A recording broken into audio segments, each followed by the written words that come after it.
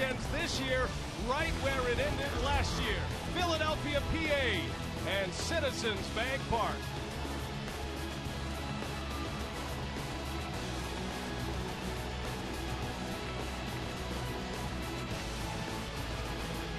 National League Division Series coverage on TBS is presented by BlackBerry.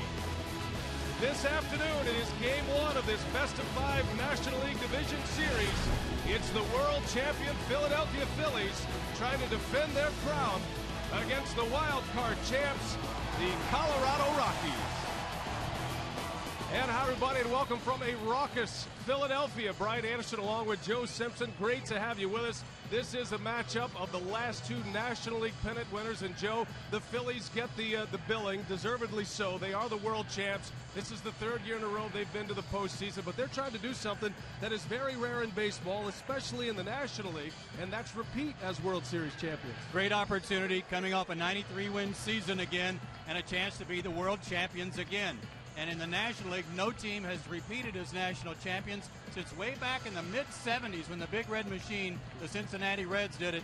So something in the offing for the Philadelphia Phillies if they can repeat this year, and if all they've got to do is play just like they did last year. Well, they're going to have to go through an old nemesis because it was right here in Philadelphia that the 2007 Colorado Rockies began their World Series march. Now the Rockies are back, Joe. They returned for the second time in the last 3 years. Yeah, but they're coming back with a different manager this time, Brian. The Colorado Rockies got off to a real bad start. Clint Hurdle lost his job. Jim Tracy took over, and the Rockies went 74-42 under Jim Tracy. One of the things he did was settle down the bullpen. He got his starters to go deeper into ball games. But these two teams are very equally matched. They're numbers 1 and 2 in homers, number 1 and 2 in runs scored in the National League. But the difference between these two teams is the bullpen. While the Rockies have a set pen, they know who they're going to late in the ball game. Right now, it's a flip of the coin for the Philadelphia Phillies and Charlie Manuel over who they're going to use to finish games if they have the lead. Well, Jim Tracy looks like he's headed to a Manager of the Year award. He's got a lot of left-handed power in his lineup, and countering that is Cliff Lee, the dominant left-hander with the Cy Young pedigree. He makes his postseason debut this afternoon, while Ubaldo Jimenez powers up his rocket right arm for the Colorado Rockies. He is the unquestioned ace of this Colorado ball club. It's Game 1.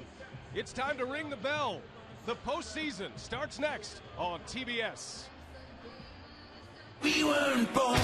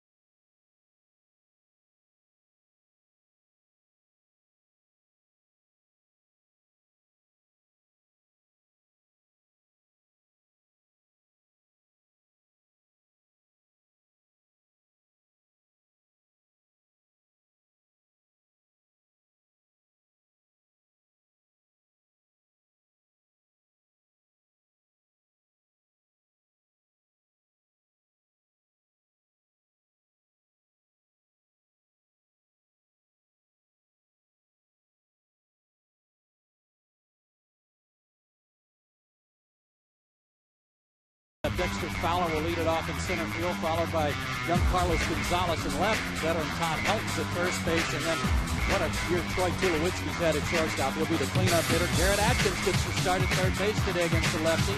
Morty Toriyama will do the catching. Then Brad Hoffman right. Clint Marmon is the second baseman. And Ubaldo Jimenez, pretty good hitting pitcher, will bat ninth. On the mound for the Phillies, Cliff Lee, 32 years old, 6'3", 190 out of Benton, Arkansas. A former fourth-round pick by the Montreal Expos back in 2000. He's out of Arkansas University. This year with the Phillies, 7-4, 3.39 ERA. He is a guy who wants to establish his fastball to both sides of the plate, but especially into right-handers. And he was last year's American League Cy Young Award winner, Brian. He had a tremendous year. Yeah, the first of two former Cleveland Indian Cy Young Award winners who will be on the mound today. This is the first game of a triple header of postseason baseball, and Lee's first pitch. And away we go as Dexter Fowler ambushes him. Remember, the wind is a factor, and Jason Worth runs it down.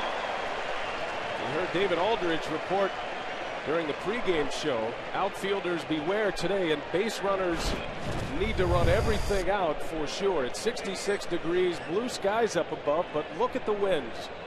Northwesterly breezes up to 26 miles per hour. And the wind's going to push the ball to the right field corner. As that ball was pushed that way, it was hit to straightaway right, but Worth had to go all the way to the warning track and into the corner to get it. Here's Carlos Gonzalez. Two young players at the top of this Colorado batting order, and Dexter Fowler, the switch-hitting rookie, and Gonzalez. We got a little time last year with Oakland, but he has been a big part of this Rocky surge under Jim Tracy. This Rockies team has had trouble against left-handed starters all year. They had a winning record overall, 27-26, but on the road against lefties, just 8-16. So they've had to juggle their lineup a little bit today to account for the lefty. Three left-handers in that lineup for the Colorado Rockies. And as we mentioned, their power is left-handed. The one guy sitting on the bench today is Ian Stewart, who's been playing every day at third base. Jim Tracy has Garrett Atkins trying to counter the left-handed lead. And Gonzalez lines one to left, a base hit.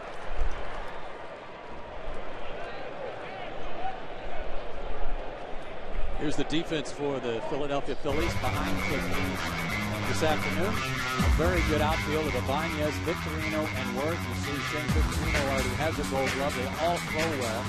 Felice, an outstanding defensive player at third. Jimmy Rollins with a couple of gold gloves. Chase Utley and Ryan Howard on the right side. And Carlos Ruiz back in the lineup for the Phillies. He had a bad wrist at the end of the year, but he's set to go today. Philadelphia very good defensively, only 76 errors this season, second fewest in all of the National League, as Todd Helton will take his shot at Cliff Lee, one of three lefties in Tracy's starting lineup. Gonzalez is a base stealer, but Lee is a strike thrower, which can be a dangerous combination for a hitter trying to give his base runner an opportunity to run. Fastball, slider, changeup, and he's also developed a good cutter. We use primarily to right-handed hitters.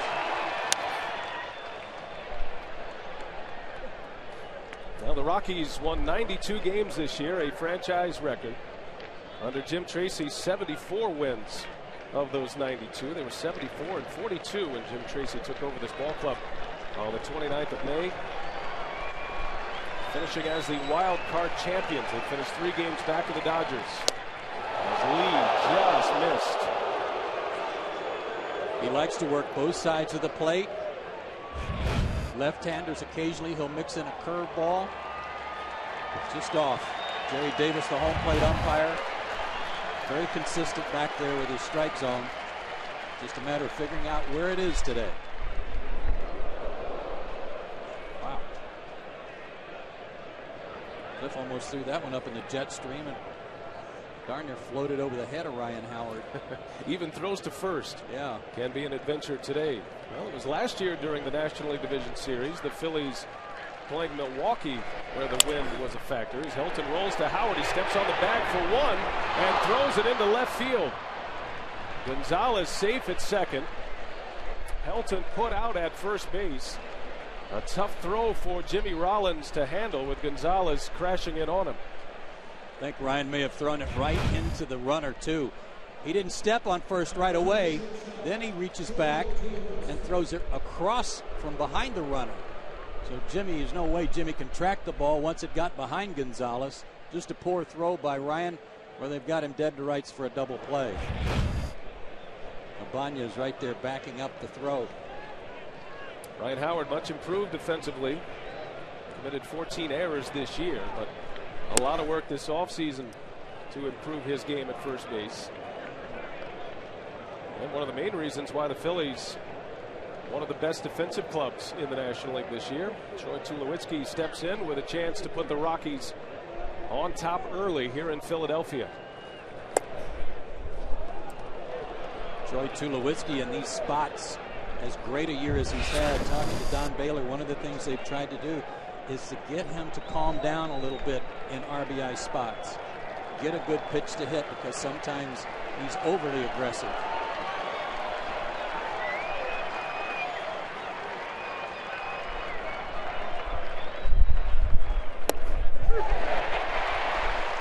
And you can see a different stance for him too, Brian. We'll have a chance to talk about it during this series, but he has certainly gone to a straight upright stance versus the crouch stance that he had when he first came to the big leagues.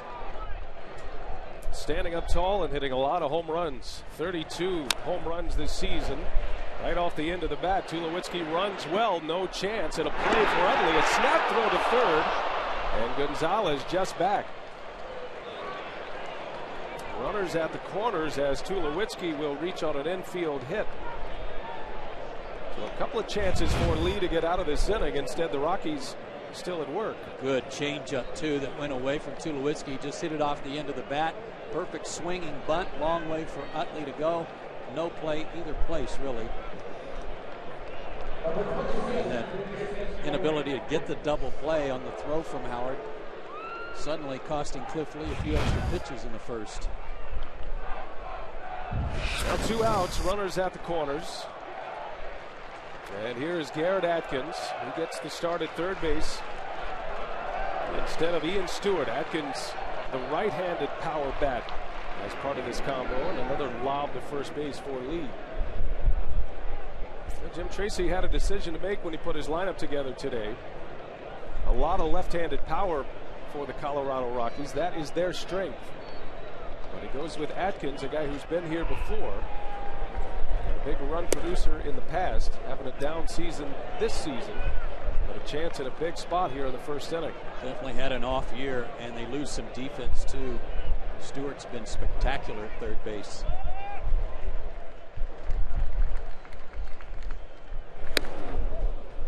Garrett Atkins, you saw his numbers against left-handed pitchers at in the 260s, but since the 6th of June, he's hit .305 against left-handed pitchers. So his numbers the second half of the season much better against lefties. Lee again falling behind 2-0. And Atkins sends one up in the jet stream. Keep an eye on it. Victorino with wobbly knees makes the catch for the out. And the Rockies strand a pair as the reigning American League Cy Young Award winner puts up a 0 in the first inning.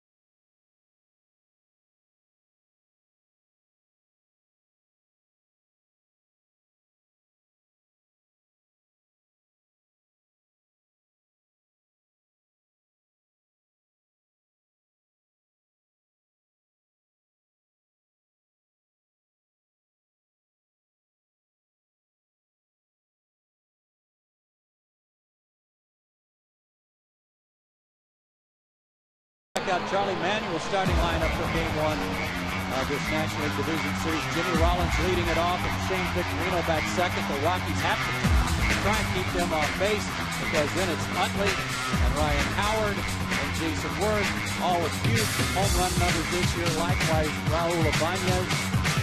Pedro Feliz will be at third base. Carlos Ruiz will do the catching, and Cliff Lee is the pitcher. On the mound for the Rockies, a power pitcher to be sure. Ubaldo Jimenez, 25, 6'4", 200 pounds, out of Dominican Republic, can throw upwards in the upper 90s toward 100 miles an hour with good sinking action. There are his numbers for the year: 198 strikeouts in 218 innings. Mixes in a slider and a changeup, an excellent changeup. But sometimes, Brian, he has some first inning problems. He has a little trouble finding his release point, and it's not unusual for him to have a few runners on in the first. And the Phillies hoping to take advantage of that as Jimenez faces Jimmy Rollins to start it out. Jimenez, his first pitch of this game, 98 miles an hour. You think he's jacked up a little bit? I think he's ready. A little bouncer out to Barmes. And one away.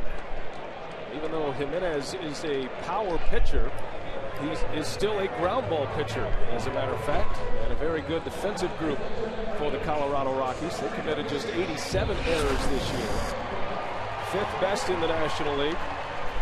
Jimenez has been very good lately. He's won 8 of 9 with a 2.84 ERA since the 1st of August.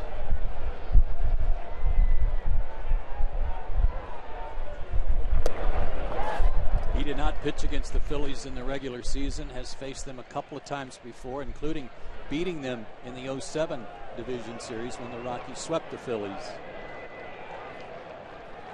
But you got to keep Rollins and Victorino off.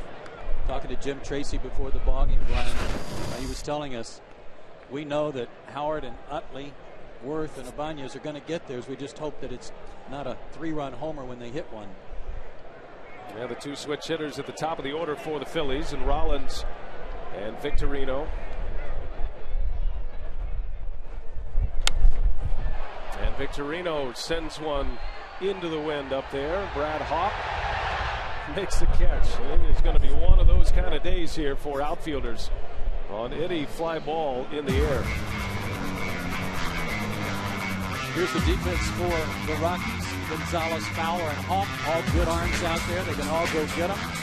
Atkins, Tulowitzki, Barnes, and Helton on the infield. Helton with 2 Gold Gloves. And Jorge Torrealba behind the plate. Torrealba solid in the postseason a couple of years ago, but he's had a lot of trouble this season throwing out base stealers, something the Phillies could certainly take advantage of. No, Jimenez has already checked off the first priority on his list, retiring Rollins and Victorino. Facing Utley with the bases empty here. 2 outs in the first. Chase Utley, another big season. 31 home runs, 93 driven in. But finished poorly this year. 0 for his last 15 at the plate. Of all the Phillies, Utley, the one guy who enjoyed the couple of off days from the final game of the regular season to the beginning of the postseason. Yeah, he was really worn down. He had a rough month of September, hit just a little over 200. It says he's rested now and feels good.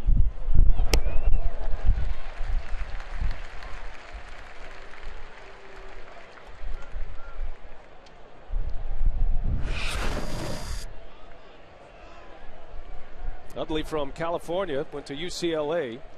Matter of fact, he and Garrett Atkins, the Rockies' starting third baseman, teammates at UCLA. He slices that one into the seats. So 2 balls and 2 strikes on Chase Utley with the dangerous Ryan Howard on deck. Just underway from Philadelphia. First of a triple header of postseason baseball today on TBS. The Eastern Division champs, the Phillies, against the wild card winners, the Colorado Rockies. Philadelphia won 93 games this year, 93 and 69. As Jimenez pours one in, Utley down on strikes, and Jimenez a 1-2-3 first inning with a strikeout.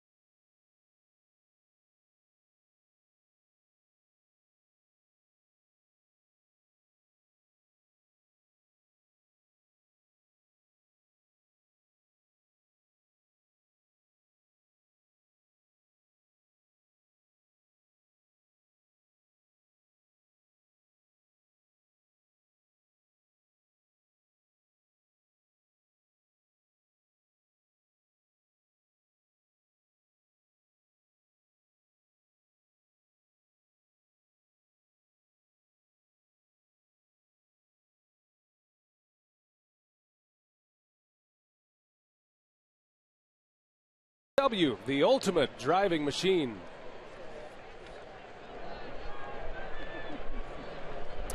Back at Citizens Bank Park in Philadelphia. Game 1 of this best-of-5 National League Division Series. A rematch of the 07 Division Series.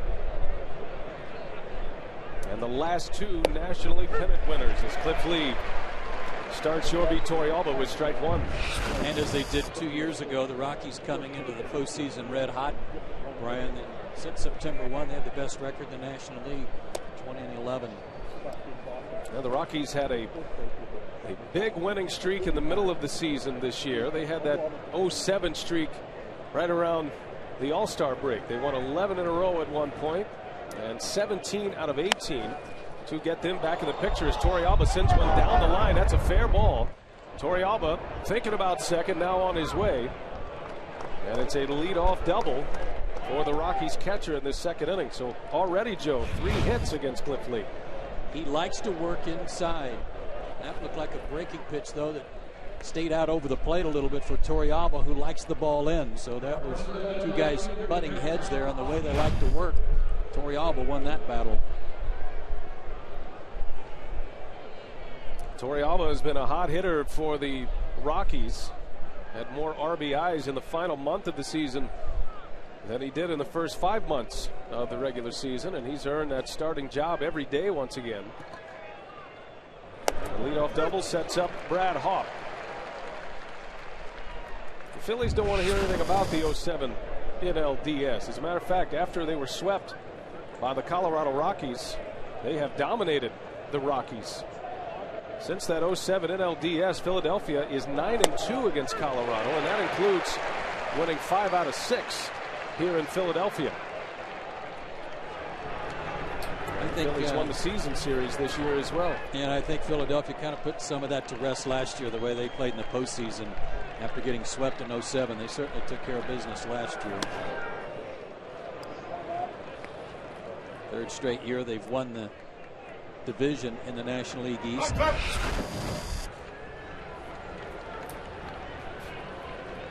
the Rockies kept the Phillies down back in 07 offensively, and such a powerful lineup under Charlie Manuel as Hawk sends one in the air.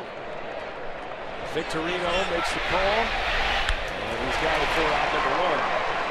Torrealba unable to advance. There's nothing automatic today on anything hit in the air toward the outfield. There were 3 guys there. I'm not sure any of them really wanted the ball, but Shane needed to take that because not only is it a problem with the wind blowing the ball away from him, but Worth's having to look right up into the sun, too. So this needed to be caught by Victorino, and the center fielder, the captain of the outfielders, takes charge. You see those gusts coming in. They were expecting a little rain earlier today in Philadelphia. That never really came to fruition. It's a beautiful day, sunny and warm here. Temperature in the upper 60s, but the wind will certainly play a part in this game, you would think, before it's all said and done. Just a reminder, MLB postseason in Espanol. Live MLB postseason Spanish language feed available via the SAP button. Here's a guy who really prospered under the managerial tutelage of Jim Tracy. He stuck Barmas at second base, said, "You're my second baseman, go get him," and he's never looked back. It's one high in the air to Wirt, staring into the sun. And he's got it for out number 2. Torrealba's going to tag. And that throw is in time. Jason Worth, one of the best arms in the National League, guns down Torrealba to end the inning. Wow, what a throw. Right on the bag. Ron Culper, the third base umpire, made the call. And he was safe.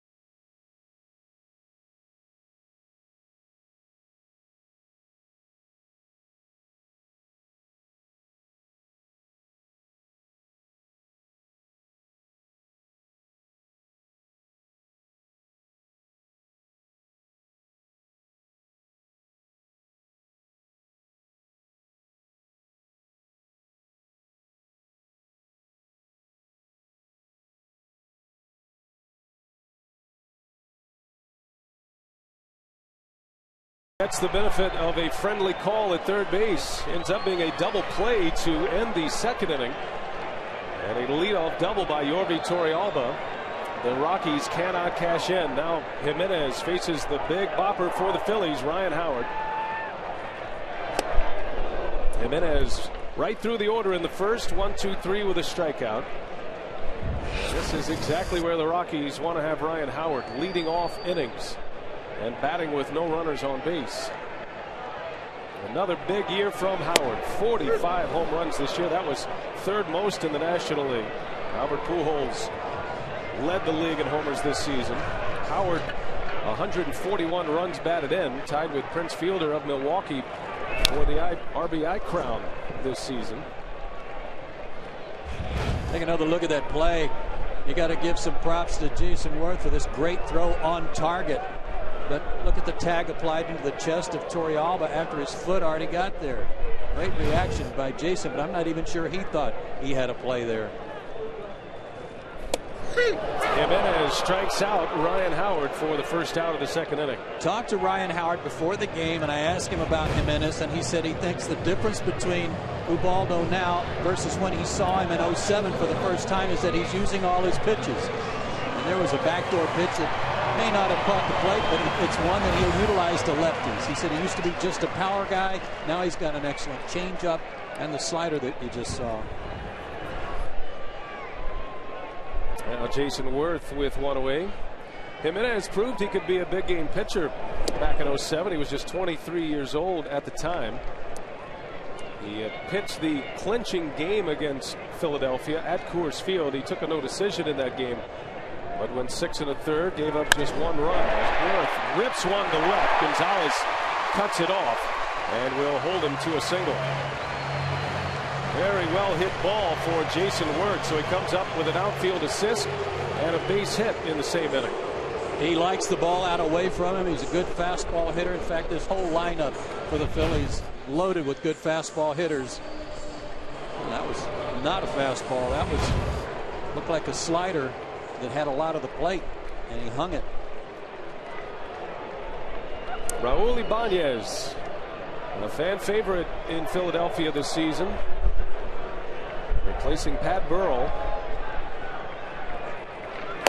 Burrell to the Tampa Bay Rays via free agency. Ruben Amaro taking over this Philadelphia ball club as their general manager, inheriting a World Series team, and one of the first moves he made after he locked up a number of his great young stars was to sign Raul Ibanez to a 3-year contract. And what a season Ibanez has had this year.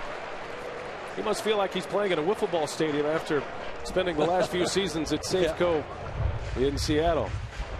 There's Ruben Amaro Jr. and his predecessor Pat Gillick. Gillick, the general manager of this club last year, turned the reins over to his young assistant after the season. Well, Ibanez for the first 2.5 months of the season was the undeniable MVP of the National League. He got off to a tremendous start, and when no one else was really hitting that well for the Phillies early in the year, he was. 22 of his 34 homers before the All-Star break, before his stint on the DL, I should say. Had a groin injury this year, and Ibanez, although he's been a consistent hitter since coming back, at least with the power numbers, he does have 12 homers and 33 runs batted in. Nothing like the numbers he was putting up in the first half of the season. A career high 34 runs batted in for Ibanez, and when you put it all together, he still drove in 93 runs this season. Got a chance for 2 here. Tulowitzki to Armas, over to Helton in time, and a 6-4-3 double play. So Ubaldo Jimenez, 2 in the books. No score in Philadelphia. We head to the third, game 1 of this NLDS matchup.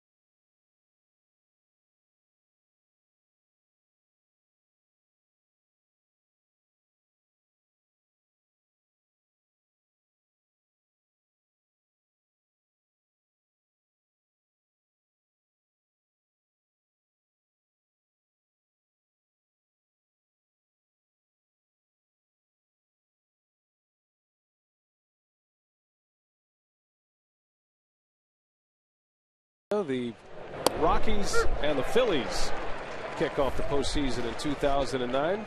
Ubaldo Jimenez, Colorado's starting pitcher, leads off this third inning. He's a guy who handles the bat pretty well. Hit .220 this year. 13 for 59. Handles the bat pretty well for a pitcher. Anytime you hit over 200 from the pitching position, you've done something. Well, he's a big guy with a bat in his hand. The old swing hard in case you hit it theory would work well for him. Cliff Lee has pitched out of trouble in the first two innings. The Rockies have had a runner in scoring position in each of the first two, as Lee puts one right by Jimenez for out number one. As we check in with the third member of our team, David Aldridge. How's the wind down there, David? Well, it's a little better, Brian. It's still blowing, but it's going to be blowing all afternoon. You guys saw it in the first inning with Ryan Harrod's throwing error. He's taken a lot of pride in his improved defense this season. He said he wants to be viewed as much more than just a hitter and a one-dimensional player. Gave Sam Perlazzo, the third base coach, a lot of credit. Said he worked with him down in spring training on his footwork. Perlazzo said Perlazzo gave him a great base to work on defensively, and he feels like that is as improved a part of his game as anything else he's done the last few years. I would say also, David, he's lost some weight. He's a little trimmer than he's played in the last couple of years, and that's helped his mobility a little bit. Came to camp in very good shape, and he's kept the weight off. Well, Howard played in all but 2 games this season for Philadelphia, played in 160, and 14 errors this year. Lee ahead of Dexter Fowler. Sends that one into the seats. Mr. Fowler, a Rookie of the Year candidate, and got derailed a little bit because of a sore knee that put him on the disabled list late in the season. But they have high hopes for this young man. Much better hitter right-handed than left, at least so far in his career, his big league career, and can go get him in center field.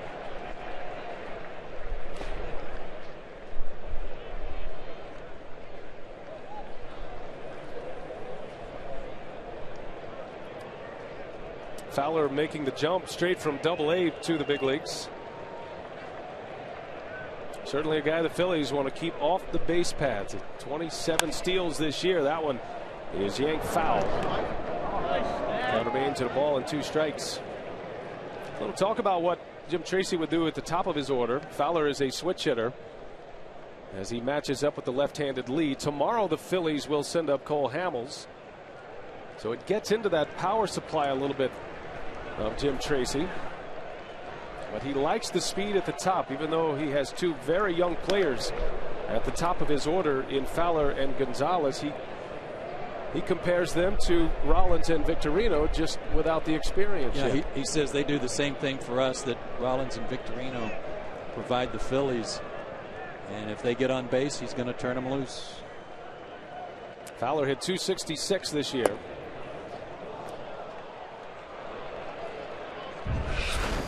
Out of the Atlanta area. Yeah, and out of the outstanding East Cobb baseball program in Milton High School. Cliff Lee wanted that pitch, but a little low. Full count to Fowler. Serves that one off the end of the bat. Long run for Ibanez. Rollins is out as well. It's Jimmy Rollins who runs it down. Had a long way to go from the shortstop position. Makes a terrific catch in foul territory for out number 2. That is just a great play. Ibanez was running for all he was worth, but he wasn't getting anywhere. And Rollins, with great speed, ran a mile to get this one. Good play by the Gold Glove shortstop. Rollins just 6 errors this year at the shortstop position. Back-to-back Gold Glove Award winner. Best defensive shortstop in the National League. Bases clean with 2 outs for Gonzalez. Gonzalez picked up in the trade this offseason. The Rockies sending Matt Holliday to Oakland for 3 players. Carlos Gonzalez and Houston Street came to Colorado. That was a good deal. Best inning for Cliff Lee. 3 up, 3 down with a strikeout. 3 scoreless in the books. We head to the home third.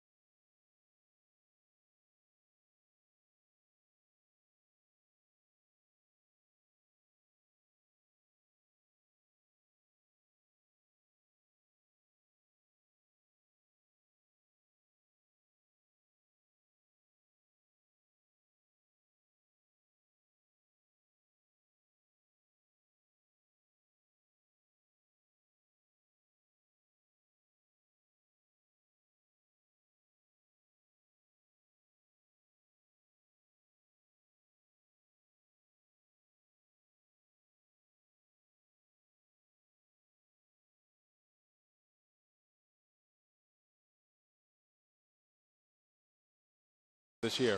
Well, Brian, he's been tremendous, and I'm extremely encouraged by what I've seen in the first couple of innings, in that he's gotten into the strike zone very, very quickly, minimized his number of pitches, and if we could get him a few runs, he's put himself in a position to pitch deep into this game. Thanks, Jim. All righty.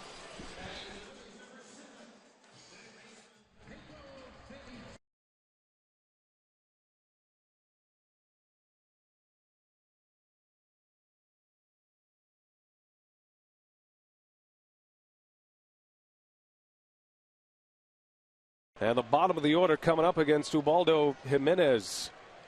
He has faced the minimum. He did give up a single to Jason Worth in the second, but a double play ball ended the frame for Jimenez and the Rockies. And now it's Pedro Feliz leading off this third. Feliz, a .266 hitter this season, had 12 homers, 82 driven in from the bottom of the order. And an outstanding glove man at third base. Look up and down this Philly lineup, Joe, and they're packed with experience. They're certainly talented on both sides of the baseball, but a team that has been there before, and quite a swagger and a confidence about this club this year. They rarely beat themselves, Brian. They catch the ball, they make the plays, they throw to the right base, and they've got a tremendous lineup. Two of the top offensive clubs in all of the National League this year, the Phillies and the Colorado Rockies. Well, a moment ago we had a chance to visit with Jim Tracy, the Rockies manager. We asked him about his starter, Ubaldo Jimenez.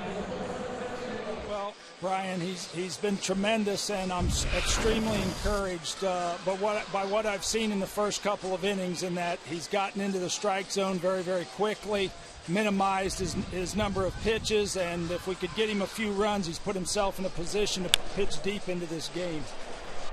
Carlos Ruiz to Tulowitzki, who guns him out. And Joe, really, Jim Tracy telling us before the game, the key for Jimenez, who was surrendering a batting average over 300 in the first inning. You get him through these first couple of innings and get him locked in, they feel very good about what he can do for them. Something else that's creeping up on the hitters for both sides, Brian, is the shadow that is from the stadium right now, running right down the third base line. Within a couple of innings for these two pitchers, especially Phillies trying to hit this 98-mile-an-hour fastball, it's going to get increasingly difficult fighting the pitches and the shadows, as you can see, running right down the line at the moment. One of the things Jim Tracy did when he took over was tell the starters, hey, you're going to go deeper in the game. You're going to have to give me 7 innings. And they pretty much complied with that, and that's what helped him set up the bullpen and improve their bullpen over the second half of the season.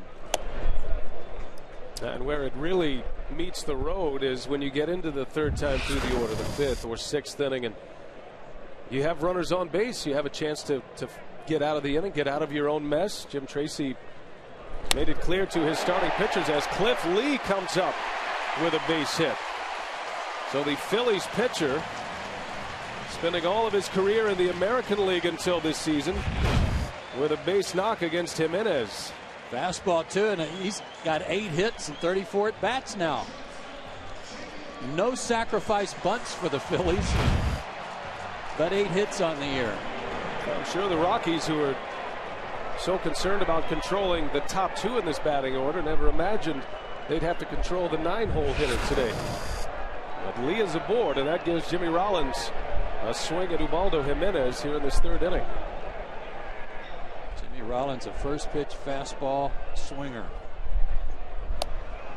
One of the things that Milt Thompson and Charlie Manuel tried to get Jimmy to do in a season where he has struggled offensively is be a little more patient and get a better pitch to hit and stay back a little better, especially left-handed. He has a tendency to jump out there, and he's been hitting a lot, way too many pop-ups.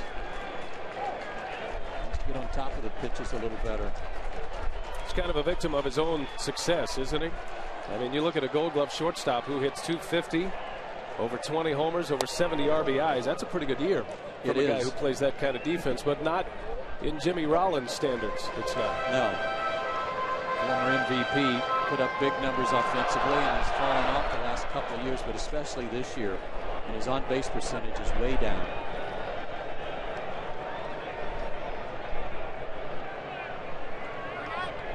Rollins earlier this season went through a terrible stretch at the plate. He was 0 for 29 at one point.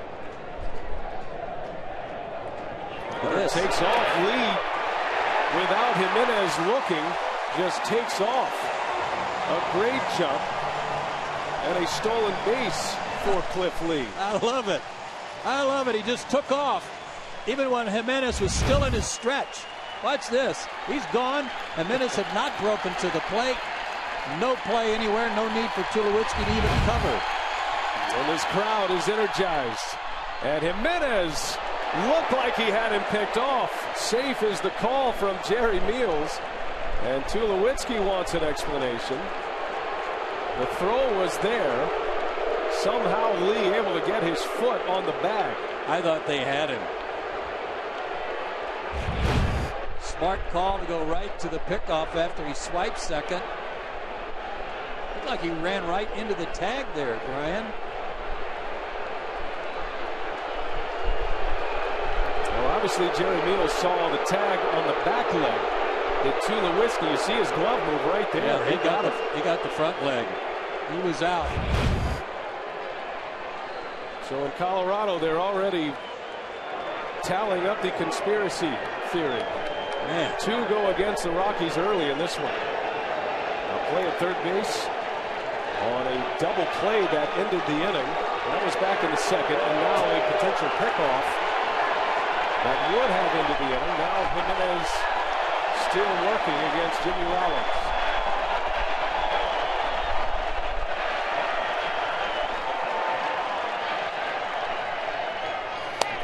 Jimenez strikes him out. And that's the kind of stuff he has. He can pitch out of a lot of jams that way. Jimenez already with 3 strikeouts.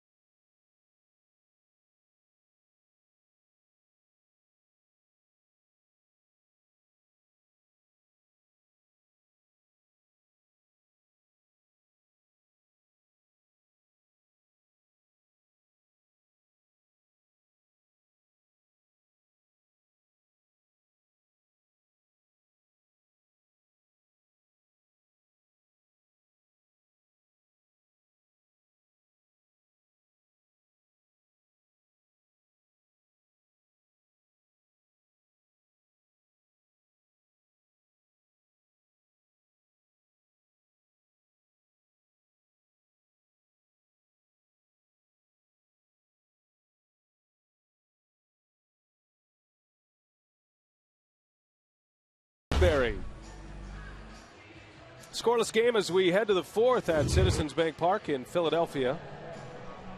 Cliff Lee and Ubaldo Jimenez. The Phillies are going to go with Cliff Lee and Cole Hamels in the first 2 games of this series. Jim Tracy will back up Jimenez with Aaron Cook tomorrow. On the air at the same time. Game 2 between the Rockies and the Phillies tomorrow right here in Philadelphia. Todd Helton leads the way for the Rockies. Lee coming off his best inning, a 3-up, 3-down inning in the 3rd. Continues to get ahead with strike 1. 10 of 12 first pitch strikes for Cliff Lee, and that truly is the name of his game.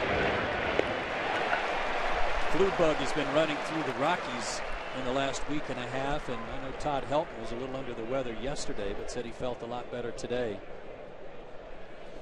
Well, we had a chance to visit with the Philly pitching coach, Rich Doobie. Certainly inherited a top left-handed arm. We asked him about Cliff Lee and what he's seen today. Cliff's throwing the ball very well. He's holding his composure. In the first inning, he got a big out there after that infield hit by Tulowitzki, and his stuff is crisp, so we look for that to continue. Rich, this is Joe. I was just curious about the lefties that are still in the lineup for the Rockies today. And, of course, it doesn't matter who's pitching for Todd Helton on most days, but does Cliff feel comfortable pitching to lefties as he does to righties? Oh, very much so. He's got command of both sides. He throws all his pitches to both sides, so he's got all the weapons he needs, whether it's left-handed or right-handed. Rich, tell us about the wind. What kind of factor is it right now down on the field? Well, I think it's more of a factor with the outfielders than anything else. The ball's really doing some stuff up there, and we've got to be very cautious about it, but everybody's been playing it so well so far. You did a great job teaching Cliff Lee how to steal bases, too, Rich. Yeah, that's a pretty good athlete we got there. An athlete indeed. That's Rich Doobie, the fine pitching coach of the Philadelphia Phillies. He certainly inherited some kind of special player when the Phillies acquired Lee from the Cleveland Indians earlier this year. Everybody thought the Phillies were in the Roy Halladay sweepstakes. Right. Lee's name wasn't coming up much concerning the Phillies. Ruben Amaro made the deal, and it has made the difference here in Philadelphia to have not just one dominant left-hander, not even just two dominant left-handers, but with J.A. Happ, the great young rookie, that gives them three. Well, you mentioned Happ. He was the guy who was going to have to go to Toronto for Halladay, so they accomplished a lot. They get a quality starter in Lee. They keep Happ, and they don't have to give up their #1 prospect in Doug Drabeck's son, who was a former top draft pick and close to getting to the big leagues.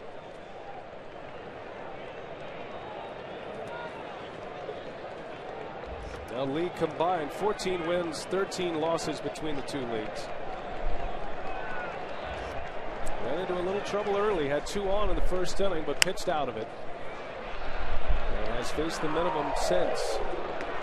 Jim Tracy told us before the game about Garrett Atkins' start that he was comfortable playing him today because he's hit well against the Phillies and that he has hit well in this ballpark. That's why he's in there against this good lefty. We saw a 5-0 start with Philadelphia when he came here. Down he goes. Cliff Lee at the bottom of the zone strikes out Atkins. And the pitchers, the headliners to start this one today. 3.5 of scoreless baseball for Lee. A 9-pitch inning in the 4th.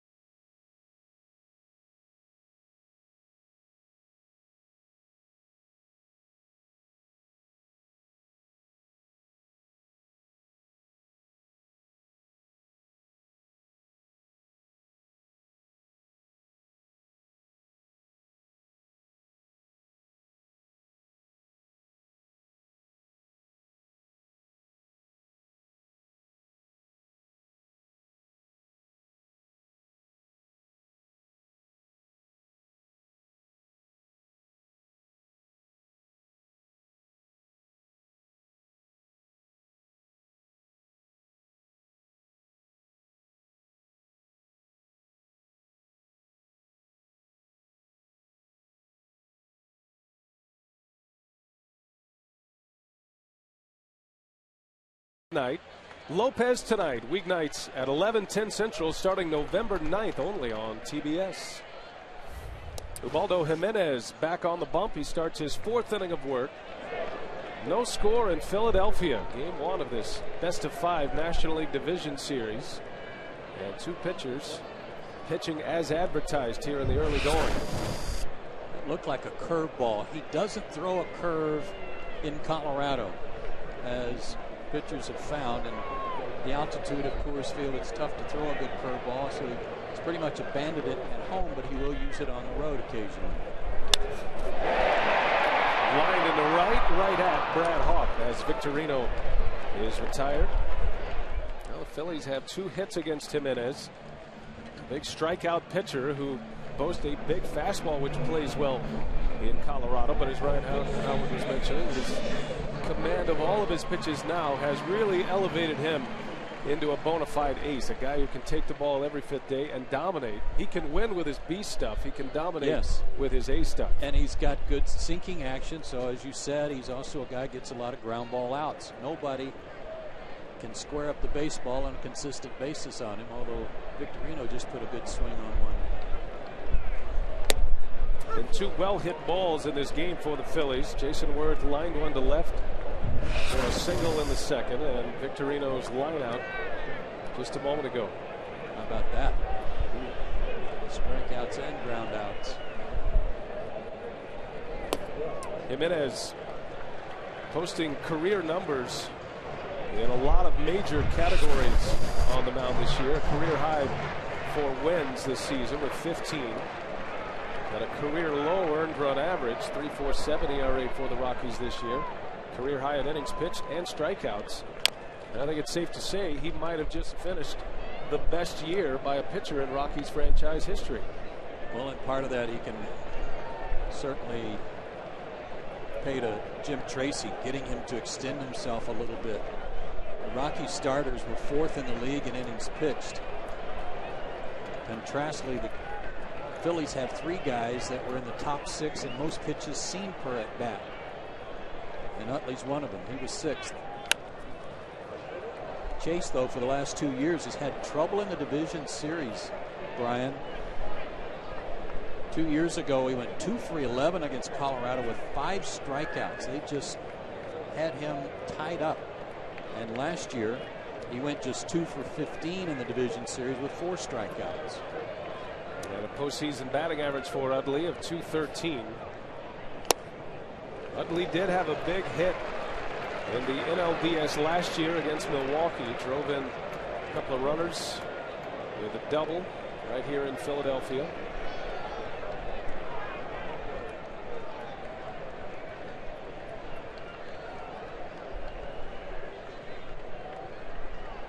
You don't have a lot of pitches when your catcher has to go to the number 5. That's a pretty good option. Troy Alba turns his back on the wind too, because it's swirling down at home plate and kicking up some dust in his eyes. Utley, an outstanding low ball hitter. Coming back with a curveball here, 2-2. This is upstairs.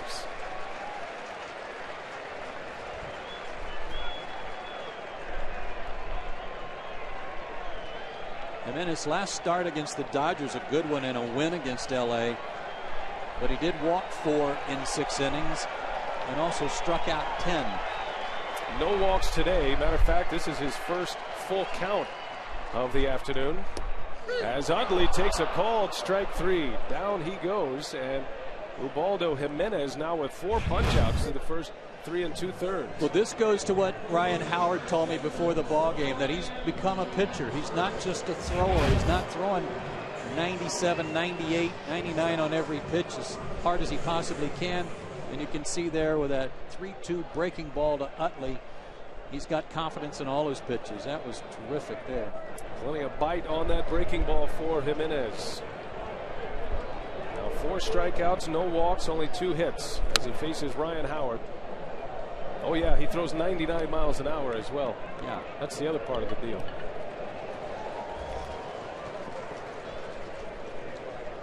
Look at the difference in strikes to balls already.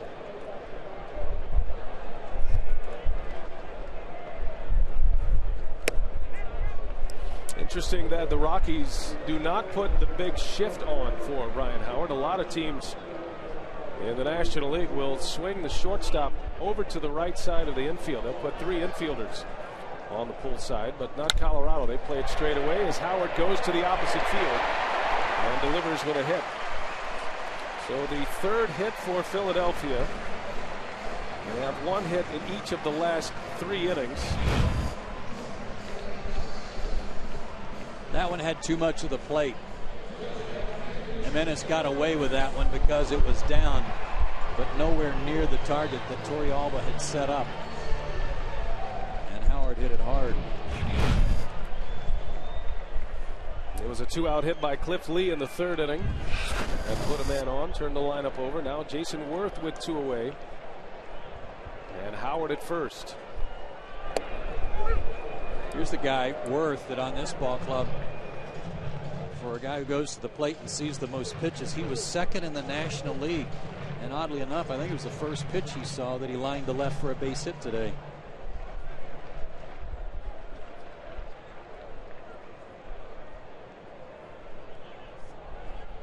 Howard takes off. Torrealba's throw is on the money, and Howard gunned down. So Howard taking a chance at a stolen base, and Torrealba takes care of him. The inning is over.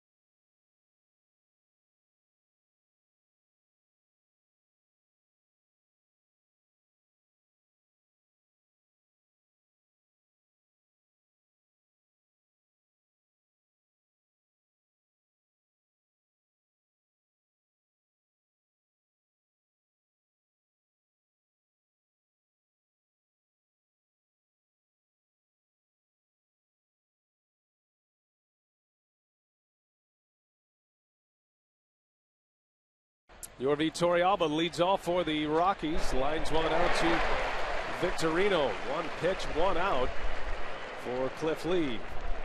Time to check in with Ernie Johnson in our Atlanta studios. EJ?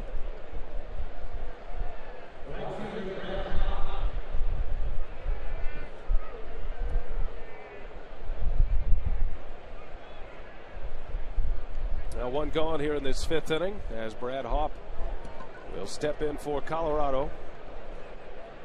Cliff Lee has just surrendered 3 hits today, 2 in the 1st inning.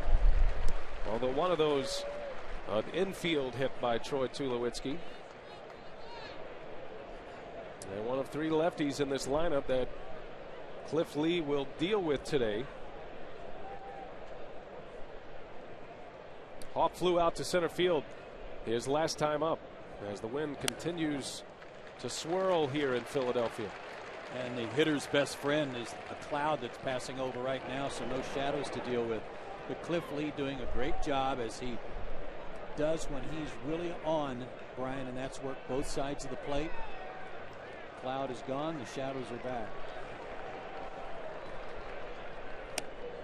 And an 0-2 just misses. It's that cut fastball that Cliff Lee features so well. Can move it in and out both ways. He's tough on left-handers for sure, but he's equally as tough on right-handers. Well, he likes to pitch up in the zone too. He's not afraid to go up there, as you just saw. This fastball usually tops out at about 92 or 93. Phillies picked him up in a trade with the Indians for 4 prospects. It was a 4-for-2 deal. Ben Francisco came with Lee to the Phillies. As he strikes out Brad Hopp, devastating breaking ball from Lee. And that's the 3rd strikeout for the big left-hander. He won't throw a lot of curveballs, but he'll throw it to left-handers. And that was a beauty. That was a 12-to-6er, and Hopp couldn't lay off. 10 in a row retired by Lee.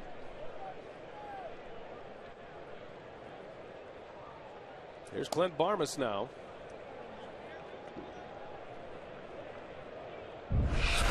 Jim Tracy, when he took over this ball club, made 3 specific changes. One of them had to do with Barmas.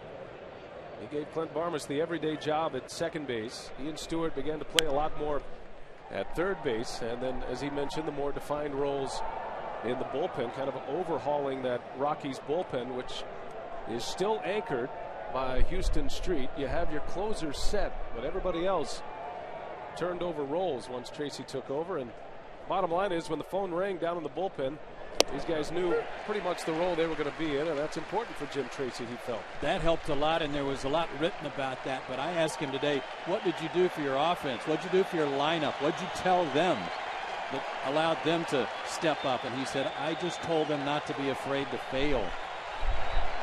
Go out, play hard, and not be afraid to make a mistake. Barmas in the air to Ibanez. And Cliff Lee is rolling right along here in Philadelphia. Still scoreless. Phillies coming to bat.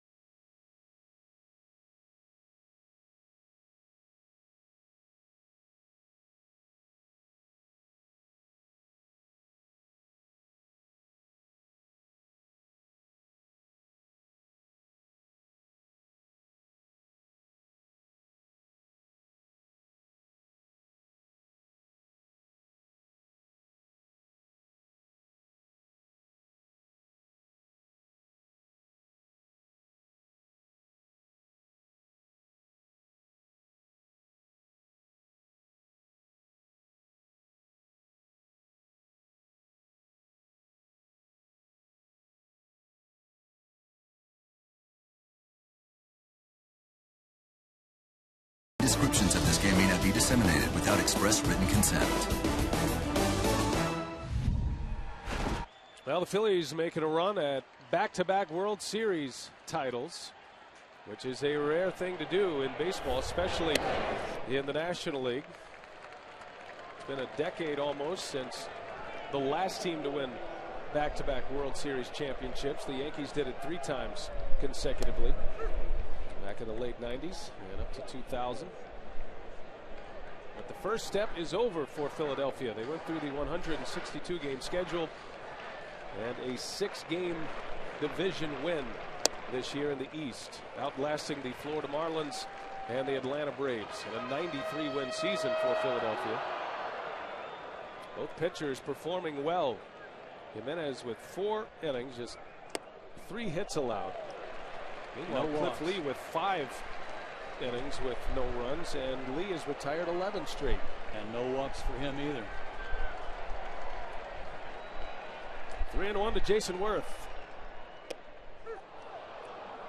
Full count. 3-1 slider. Not giving in.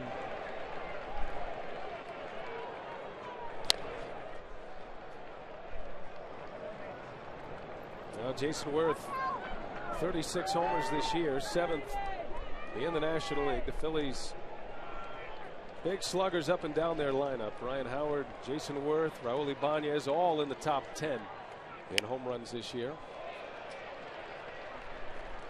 Jason Worth getting a chance to play every day too. Remember last year, even though he had a good year, he was still splitting some time out in right field, but not anymore. He's established himself as an everyday guy. Full count to Worth. And that gets away with the first walk issued by Ubaldo Jimenez. And for the first time today, the Phillies have a leadoff base runner. We check in with EJ in Atlanta. Ernie?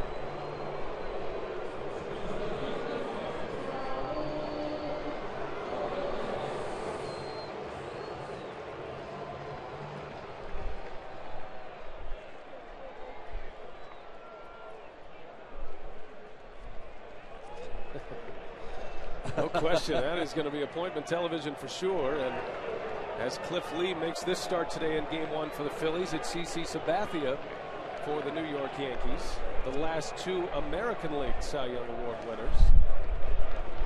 Both traded from the Indians.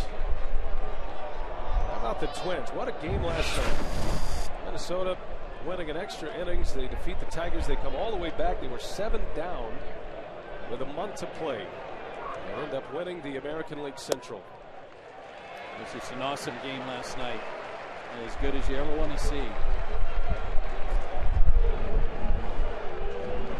While Sabathia takes his 19 wins and a Cy Young Award to the mound tonight, it's a rookie for the Twins, Brian Dunsing, making just his 10th start of his major league career. Steps in to the Hornets' nest at Yankee Stadium as Jimenez is now struggling with his control behind Raul Ibanez. There's a matchup tonight. Brian Dunsing, 26 years of age. In his first season in the big leagues, gets the call against CC Sabathia, a 19-game winner this year, tied for the major league lead in victories. What an assignment for that kid, Dunsing. Big pitch coming for Jimenez, 2-0 on Ibanez.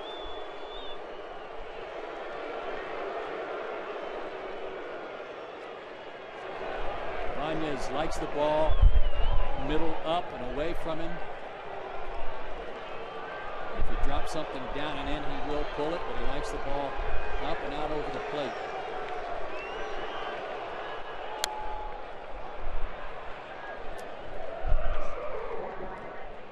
Ibanez grounded into a 6-4-3 inning ending double play in the second inning. Jason Worth looks like he wants to run at first base. The Phillies, when they run, they're usually successful. Yeah, and they all have a green light. The only thing Charlie puts on is a stop sign.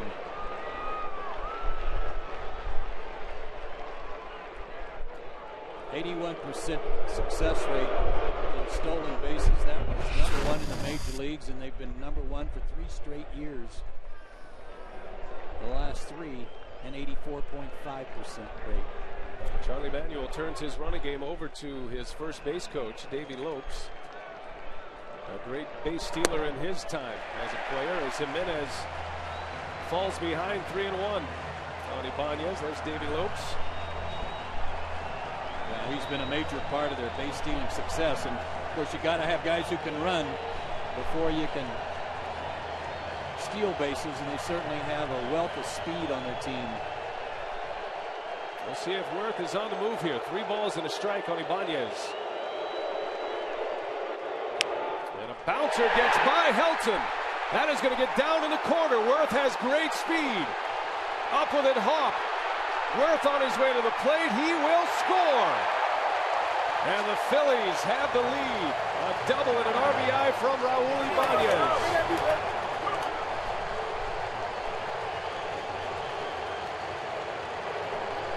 Down and in, he will pull, and that looked like a pitch down and in. But he got the count, 3-1.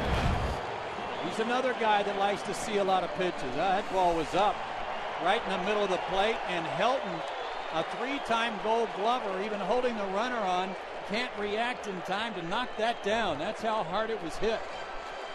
And then Wirth was off to the races, and he's going to score standing up as the ball made its way all the way to the corner. So it's Raul Ibanez who comes up with the first Phillies RBI in the 2009 postseason. Now he's at second for Pedro Feliz. Only fitting that Ibanez, who signed a 3-year deal this offseason with Philadelphia, comes up with the big hit. He had a huge first half, quieted down after drawing an injury. Eased up his numbers in half number 2, but he said he's healthy now. And he produces a big hit in this 5th inning. There were a lot of people that had raised eyebrows over their signing of Ibanez and the money he got, the term of the contract, but nobody was questioning the Phillies after the season he had. Great sign. A walk and a double to start it. Ibanez in scoring position, and Jimenez gives him a close shave, high and tight. And Jimenez falling behind the 3rd consecutive batter in this inning. Mentioned that this is a lineup full of guys who are good fastball hitters. This is one of them. He likes the ball away from him too. Little bouncer out to Vargas. This will get the job done for the Phillies as Feliz makes it out, but a productive out. Advancing Ibanez to 3rd base with just 1 away in the 5th.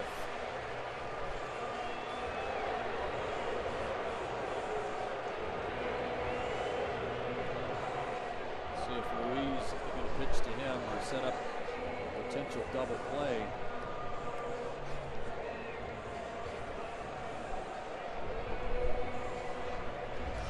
Like the pitcher on deck, Jeff Lee has a base hit and a stolen base today. 16 pitches in this 5th inning for Jimenez.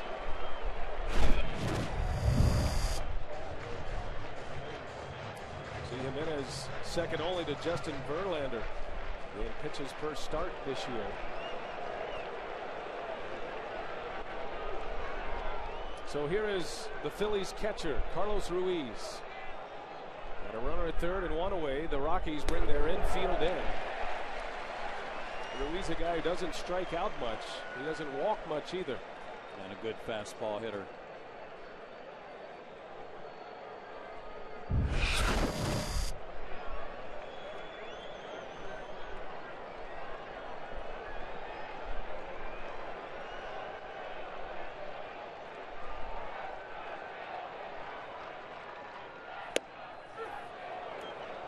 Evens the count at a ball and a strike. Ruiz with a wrist injury just a few weeks ago as the Phillies were winding up the regular season. Had an oblique injury earlier this year in April, but he injured his wrist 2 weeks ago. Charlie Manuel said he's back to 100%. He's in the lineup mostly because of how he handles the pitching staff and controls the running game of the opposition. Yeah, he's got a good arm. 7 for 16 getting runners in from third, less than 2 outs.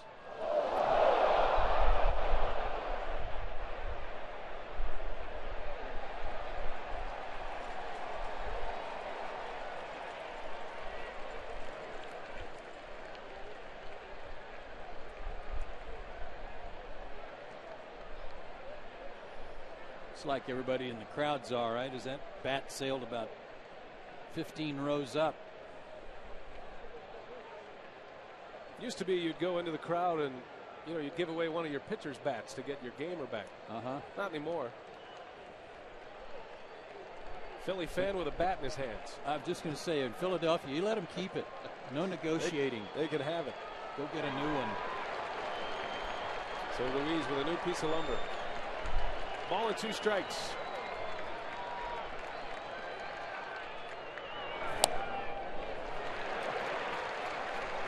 Evens a 2-2 on Carlos Ruiz. Pretty solid at bat here by Ruiz. He didn't even flinch on that breaking ball that was inside there.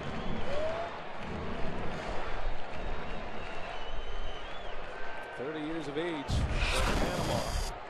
Certainly earned his way to the big leagues. He spent 8 years in the minor leagues. In a run producing spot here as he sends one to right, slices it foul in the seats.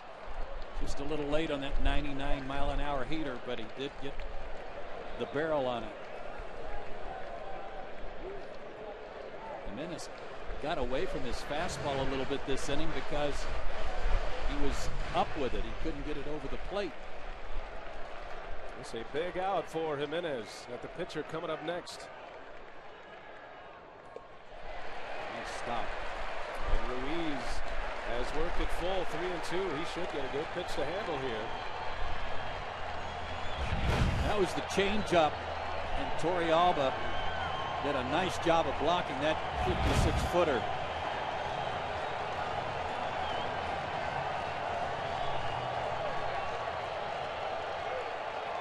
Two straight sellouts here at Citizens Bank Park to end the season. It drew 3.6 million plus. The 3-2 on the way, and Ruiz bounces one foul. He hangs tough. Well, Ruiz knows as well as Jimenez on the mound the way to the end of this inning is an out here, and then the pitcher coming up next with 2 away. 23 pitches in this inning as Jimenez challenges the Phillies catcher. Infield in, some holes are opened up. And a line drive to right. That is going to fall, a base hit, and it gets by Hawk. That one will go to the track. Ruiz into second base. It'll be an RBI. And the Phillies on top 2-0 in the 5th.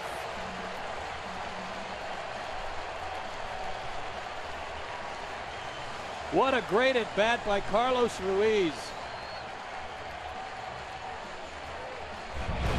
Battled and battled, got a 3-2 count, and another breaking ball, another slider, but it was right in the center of the plate. Brad Hawk got caught in no man's land trying to make the catch, and it'll go as a hit and an error. Brad Hawk, with a tremendous throwing arm, knew that if he could catch that ball, he might be able to prevent Ibanez from scoring, but couldn't get to it. A single for Ruiz, an error on Brad Hawk. The second Philly run comes in as Ibanez and Ruiz driving the runs in this 5th inning. Still just 1 out. Angel Hernandez, who's the left field umpire, is running out. Oh, he's just going out to get trash. Well, thanks, Angel. Good work. Quick visit to the mound from Bob Apodaca, the Rockies pitching coach, trying to settle down his 25-year-old hurler. Well, the run would have scored anyway. The error allows the Phillies to put another man in scoring position for Cliff Lee, who singled off Jimenez his last time up. And barring a double play, Jimenez will have to deal with Jimmy Rollins next.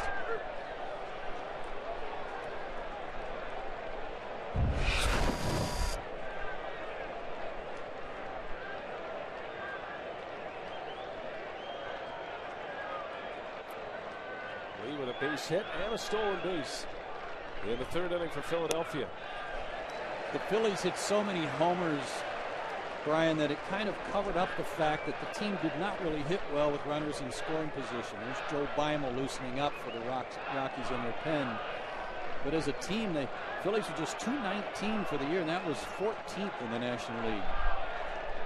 A good situational hitting here in the fifth, however. There's a breaking ball for a strike. The Phillies rely on the home run ball more than any other club in the National League to produce their runs.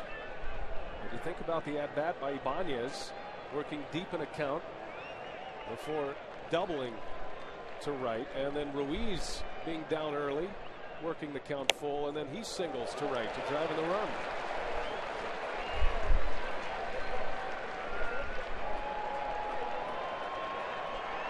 But Jimenez, 98, 99 mile an hour fastball, getting away from that on a 3-2 count. It's a bit surprising. It's a good slider, but he left two of them right in the middle of the plate. And a breaking ball. Jimenez has Ruiz between second and third. Atkins will run him back, and the out is made. A base running blunder for Carlos Ruiz. So instead of a runner at second with Jimmy Rollins coming up, Lee is the runner at first with two down.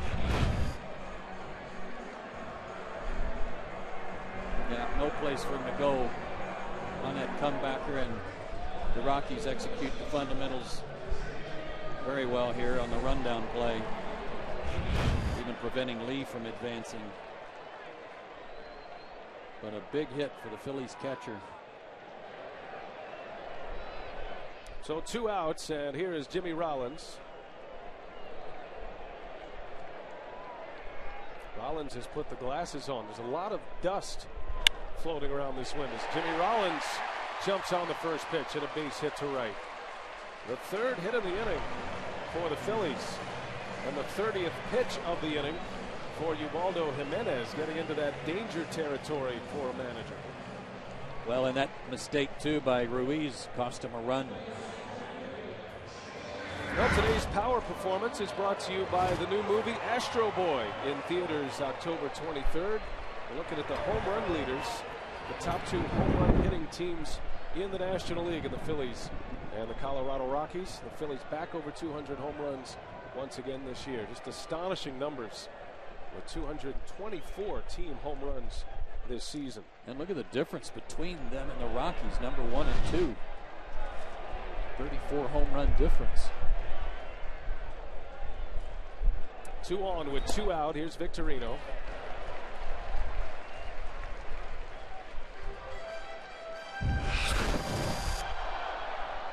Two runs are in for the Phillies. RBIs from Ibanez and Ruiz. And a long inning for Ubaldo Jimenez. And Joe Beimel continues to loosen in the Rockies bullpen. You want to think along with the manager here. You've got the big lefty sluggers coming up next in Utley and Ryan Howard. This could be Jimenez's final hitter if he does not retire Victorino.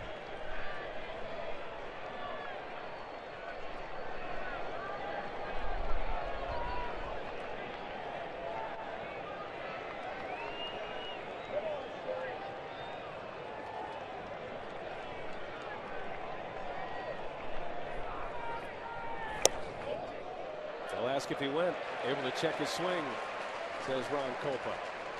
And it's 2 balls and a strike. Again, Jimenez falling behind a Philly hitter in this inning. He was able to stop it. Good call by Kolpa.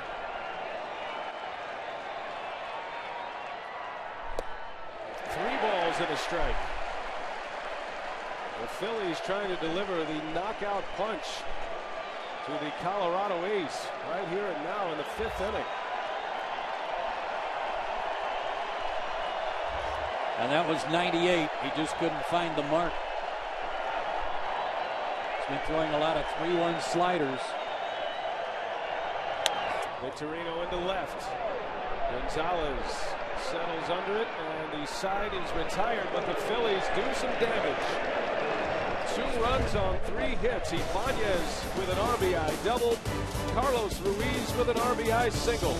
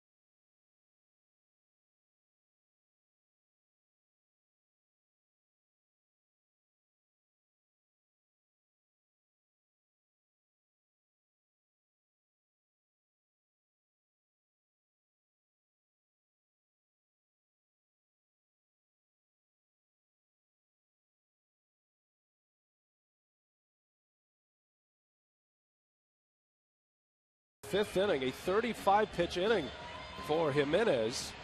And a couple of big hits, 2 runs on 3 hits. There was one Rockies error. But now Cliff Lee takes back to the mound with a 2-0 lead to work with as we check in with David Aldridge. David? Hey, Brian, you know, Cliff Lee, since he's come over here, 2.5 ERA here at Citizens Bank Park. Coming over from Cleveland Progressive Field, which is a little less friendly for hitters than this place is, but he says he doesn't mind pitching here at all. He likes coming in. He won't change the way he pitches. And Joe, I know you can appreciate this as a former player. One thing his teammates love about Cliff Lee is that he works fast. There's no fooling around. He runs out to the mound. No walking off the mound between pitches. He's out there to throw strikes and get them off the field. David, you're right. And there are many times where when he runs on the field, he's the only Philly on the field. He has to wait for his catcher and his team so he can start warming up. He actually wants to see you after the game. As you were going through the lineups, you know, to start the game, he was waiting on you, Joe. Yes, he was. To get the game started. He actually was. He certainly was. They actually had to give him a couple extra warm-up tosses. He was fired up and ready to go. I'm curious to see how his control will be. So far, so good here to the pitcher, but he sat for a long time. They probably couldn't have a better scenario than to start this next inning against the pitcher Jimenez after a long bottom of the 5th. This is his 4th strikeout. And there's that fastball at the top end for Cliff. 93 on the outside corner. Good pitch to put the pitcher away. 12 in a row retired by Cliff Lee. And back to the top of the order. The 3rd time through the batting order now for Lee as Dexter Fowler, the switch hitter, stands in. And there's a pretty good testament to the stuff of Cliff Lee right now. Fowler's thinking about a bunt on pitch 1.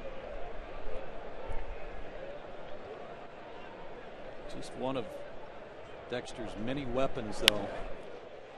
He's had a couple of funny swings, though, at Lee. The last time up when he popped up and Rollins made that good running catch in foul territory, that was kind of almost a 3/4 swing, like he didn't finish. Maybe picked the ball up late.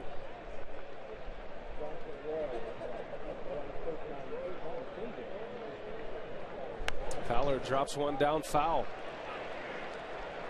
So a ball and 2 strikes on Dexter Fowler. Phillies get 2 in the bottom of the 5th. And now the Rockies play from behind against Cliff Lee. And the Phillies, Lee making his postseason debut here today. Don't forget, back in 07, he was left off the Cleveland Indians postseason playoff roster. Hard to believe. And then he came back and won the Cy Young last season. Rollins gobbles it up, and the speedy Fowler, he is cut down. 1 away here in the, maybe 2 away here in the 6th inning. And 13 in a row, and it's time now for our Travelers mid-game recap. It started with Ibanez double down the line just past Todd Helton. That plated Jason Worth, who scored from first base, and then Ruiz in a long at-bat finally delivers with an RBI single on a 3-2 pitch. And a 2-0 Philadelphia lead. We'll see if that run that Ruiz cost his team by getting in the rundown on the comebacker to the mound. We'll see if that proves costly later on. Strike 1 to Carlos Gonzalez. Earlier I said, you know, that was a great deal for the Rockies about getting Street and Gonzalez from Oakland. It's not that you ever want to have to give up a Matt Holliday. My point was that's a great deal in that they got quality in return and 2 guys who could step in and help right away.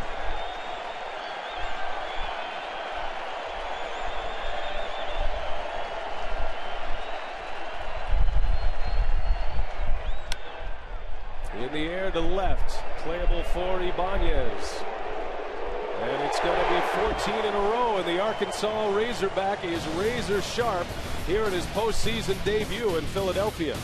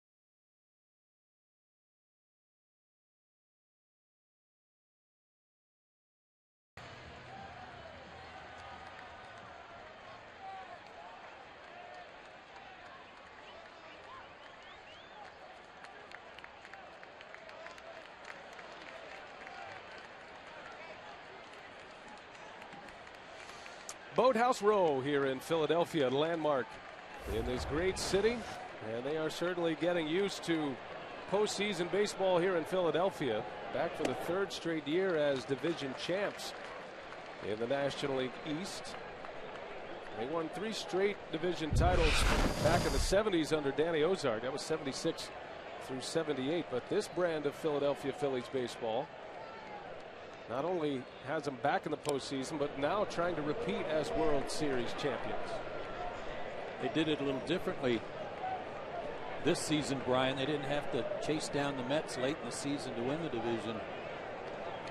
They led for the last half of the season and finished comfortably ahead of the Marlins and Braves. Chase Utley leads off for Philadelphia, slices that one into the seats. And we'll see how Ubaldo Jimenez recovers after the 2-run fifth. This is how it finished up in the National League East this year. The Braves made a great run at the Rockies for the wild card before falling off, and it ended up being the Marlins in second place, but a comfortable division win for the Phillies. A 6-game division win as Utley drives one into the gap.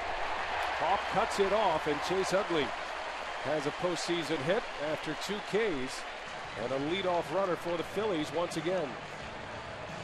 That comfortable division clinching came in handy for guys like Chase Utley, who were able to get some rest. He was really worn down in September, but a couple of days off at the end of the season, plus getting off Monday and Tuesday before this division series started, was a big bonus for him.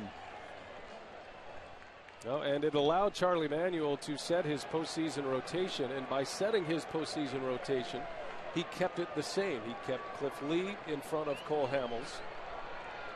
Many thought that Manuel would go with the World Series MVP to start Game 1 just based on his credentials alone.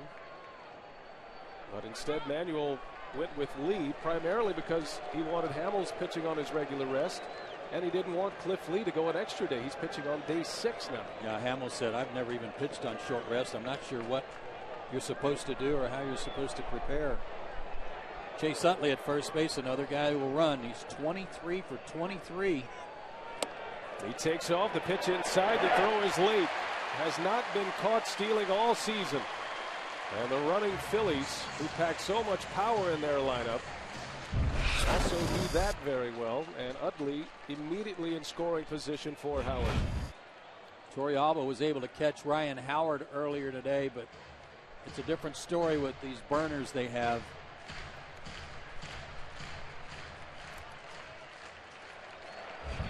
Four of the top 5 hitters in this Phillies order when they get on base. More than 20 stolen bases this year as Howard drives one into the opposite field. Back is Gonzalez at the wall, and he cannot make the play.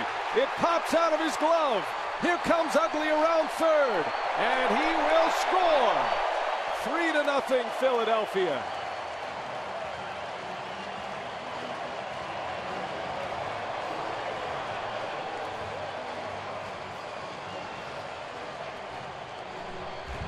This was almost a tremendous catch by Gonzalez. Inside out swing by Howard.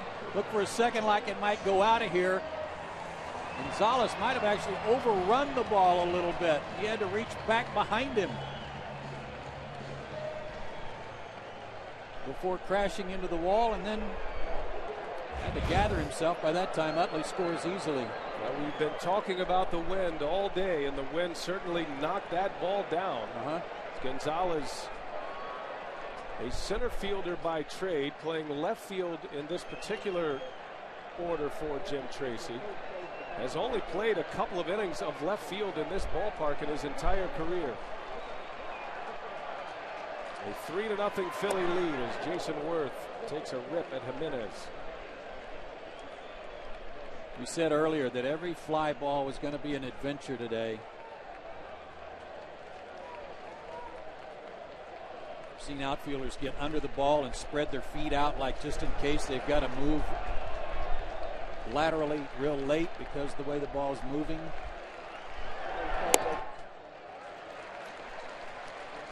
Even Worth, when he made that catch and threw out Torrealba trying to steal earlier, he was flat-footed trying to make sure he just caught the ball first. Joe Beimel is the lefty, number 97. Matt Daly, the right-hander. The bullpen is ready for Jimenez. The run is in for the Cardinals in this inning. Excuse me, for the Phillies. It's 3-0, and Jimenez is struggling to find the strike zone here. Well, you hear it all the time, Brian, about hanging on to the momentum. You score, you go back out defensively. You want your pitcher to go right back after the opponent and try to get them 1-2-3. As you said, it was great for Cliff Lee after a long sit in the dugout to go out and get Jimenez as the first batter. Jimenez didn't even have a chance to go to the dugout and rest. He had to hit, and now he's right back out there working. He only threw 14 pitches out of the strike zone in the first 4 innings. He threw 17 out of the zone in the 5th inning alone. Worth has a single and a walk, and he scored a run. Scored from first base on the Ibanez double in the 5th, the first Philly run. He's been a dangerous hitter this year, career high for home runs and RBIs. Worth drove in 99 and 36 home runs. And he hammers that one into left field. The wind holding it up. Does it have enough? Fowler gives chase. It's off the wall. Watch Worth run. He's got a chance to score. Howard scores the 4th run. Worth rounds 3rd and will hold. That'll be a triple and an RBI. As Philadelphia takes a 4-0 lead in Game 1.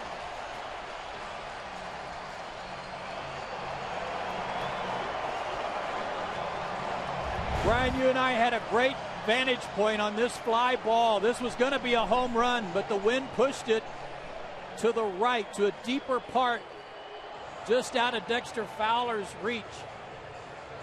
And there's nobody to back up that play because the ball moves so much.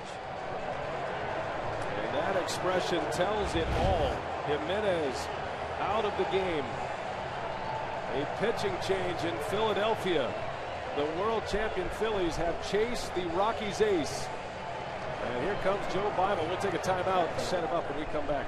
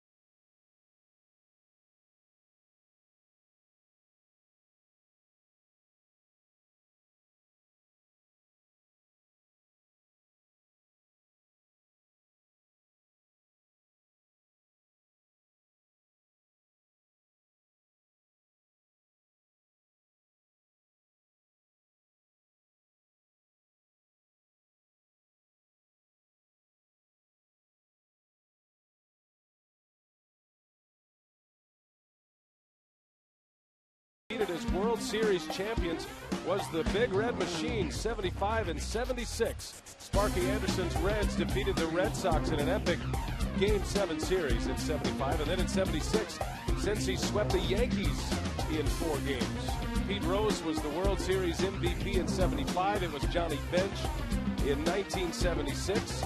Prior to Cincinnati, the last National League team to win back-to-back titles, you got to go back to the 20s. The 21 and 22 New York Giants. Wow. Phillies trying to do it for a 3rd time since 1921. And Philadelphia is off to a good start here in Game 1 of the division series. 4-0. 2 more runs are in. Ubaldo Jimenez is out. And with Ibanez coming to the plate, Jim Tracy goes with his lefty, Joe Beimel. Beimel started the year with Washington, as you can see, before going to Colorado. And he's got a very different delivery, one that's hard to pick the ball up if you're a lefty. Runner at 3rd for the Phillies, nobody out. How about Ubaldo Jimenez just sailing right along through the first 4 innings, running into all kinds of trouble in the last 2, however. And that runner at 3rd still belongs to him. Ibanez with a base hit. And the Phillies keep roaring away here as Worth scores the run. It is now 5-0 Philadelphia.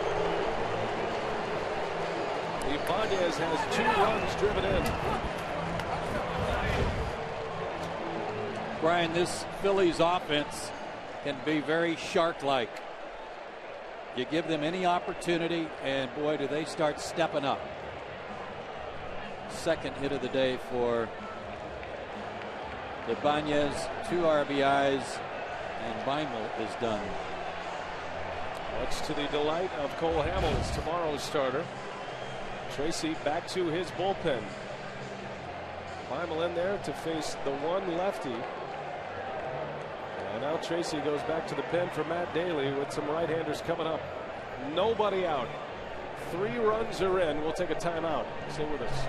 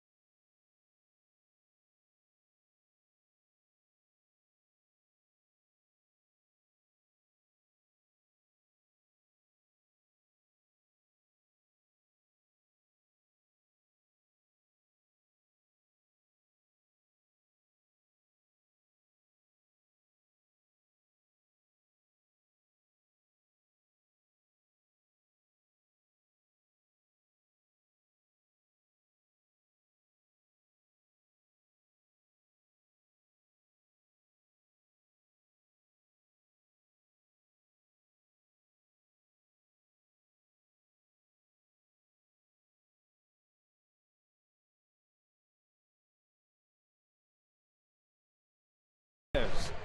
5+ innings today in game 1, 9 hits and 5 earned runs. The Phillies post against the Rockies ace. Nobody can live only on their fastball, Brian, but I thought he got away from his fastball early today. And that leadoff walk, you know, it's been often said about the playoffs. I remember John Smoltz saying to me a long time ago, hey, in the playoffs, a walk is a rally, and that's what started the rally in the 5th inning that led to 2 runs. What was that leadoff walk to Jason Worth? The new pitcher is Matt Daly. Out of Bucknell, a non-drafted free agent who has plowed his way to the major leagues. A terrific season in his first big league season with the Rockies. And he takes over in a hot spot. Colorado trying to get some order in this game. Still nobody out. The first 4 have reached via hit. As Pedro Feliz bats with a runner at first. Daly, a strike thrower, does what he does best. Better than a strikeout per inning pitch for the Rockies after he was called up. And he was up most of the year. But it's not often as a right-handed hitter you can see the number on the back of a pitcher who's throwing right-handed. Watch when he comes set. Almost has his back turned to the hitter. Feliz in the air to left. Gonzalez settles under it for out number 1 of this 6th inning on the 5th batter of the inning.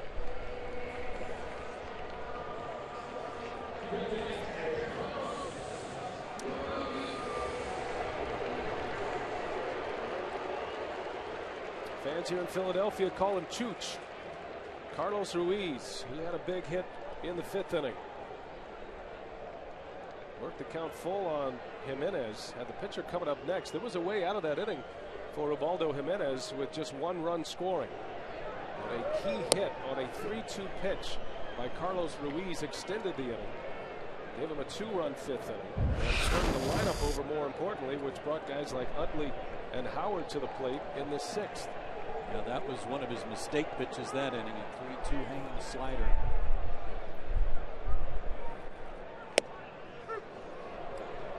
Daly, sinker slider guy, works fast, quick to the plate, tough to steal on. He needs a ground ball here to hopefully for the Rockies get a double play and get out of the inning.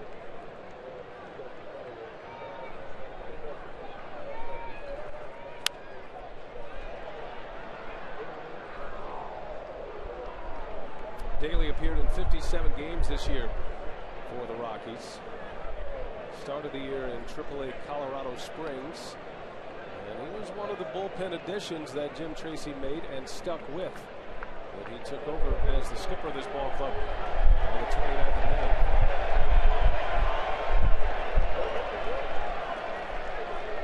Daly has to do a little yard work, picking up a plastic bag with the wind swirling, and we talked about the wind from the very beginning. David Aldridge talked about it from the first time we opened up here today, and we've already seen 2 plays in this inning alone that the wind seemed to affect.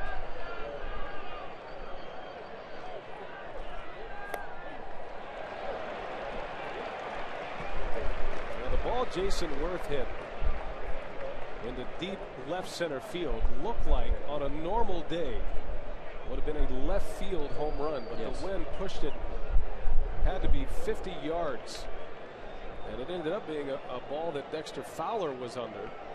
It took a big bounce. It was a triple for Worth and an RBI, and that one gets by Torey Alba.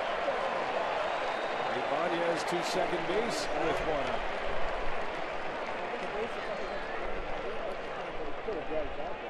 Wow, pitch on Daly, and for a guy who's a sinker slider pitcher, for him to miss one that high up is a bad miss.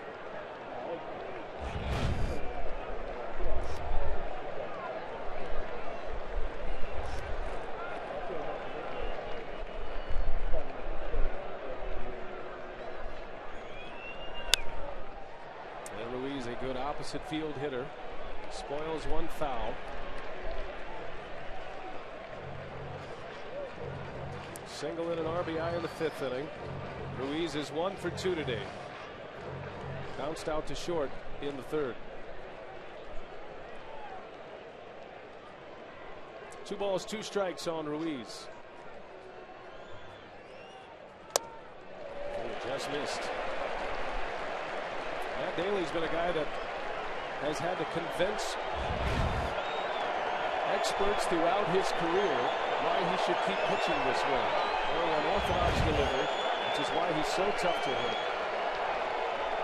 Getting his first chance in the postseason. Another good at bat by Ruiz, working the count full. Lost him. Ruiz will walk, and it's 1st and 2nd for Philadelphia with Cliff Lee coming up.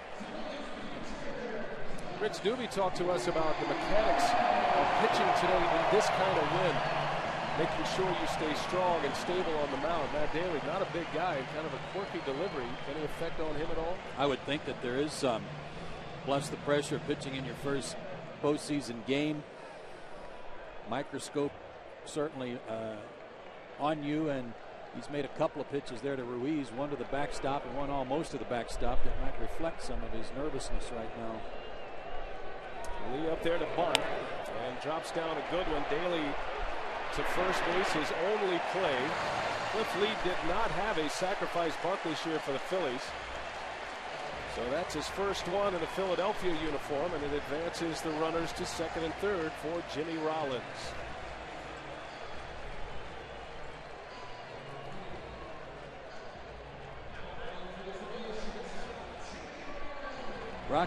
Rockies ace Ubaldo Jimenez has been knocked out.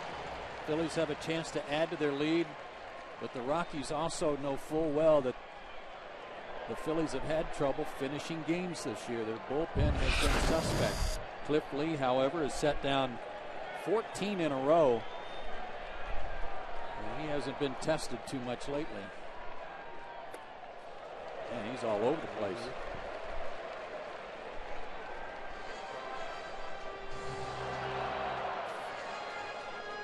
Daly putting Torey Alba through his paces behind the plate.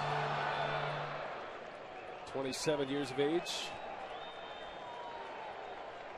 Jimmy Rollins will be 31 in November. See your Veet, he's saying, you know, be square, come to me, pitch to me, don't fall off.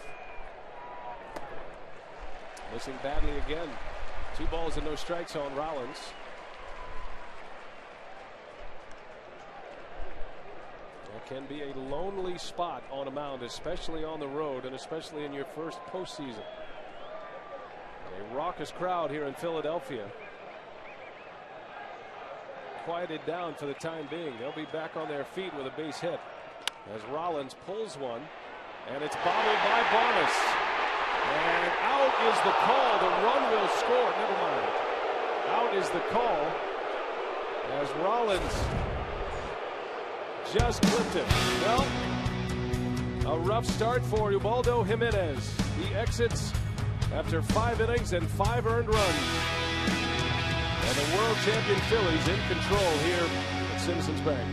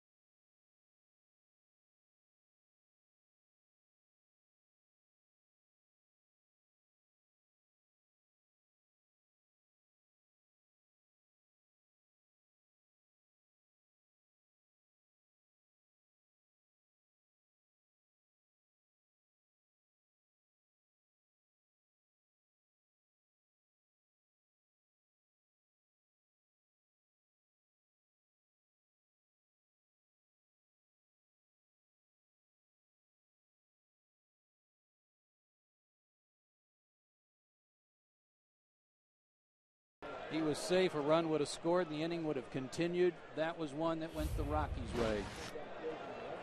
5-0 Philadelphia. They score 3 in the 6th. And here we go to the 7th. Todd Helton leads off. Cliff Lee with 14 straight retired. What are you thinking after a bobble by Barmas? There's no way he's able to throw out Jimmy Rollins.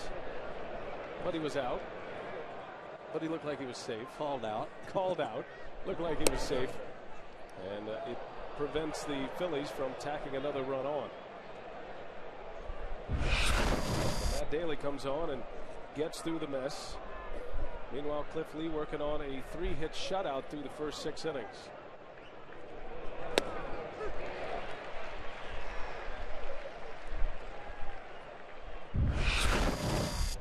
Helton finished 4th in the league in batting this year in the National League, a .325 hitter.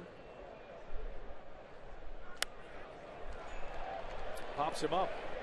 Jimmy Rollins, look at this route he's taking. And what a catch, Jimmy Rollins.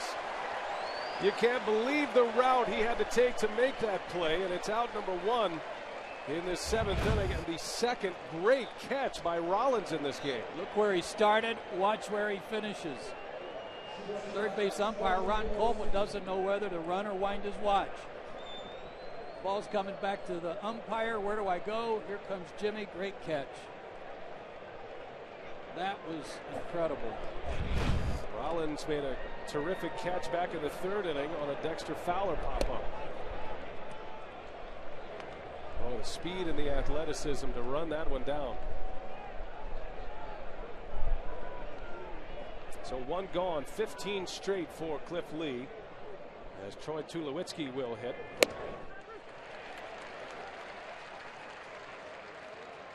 I mean, this is a day reminiscent of the park and the way the fielders are just running all over the place to catch balls.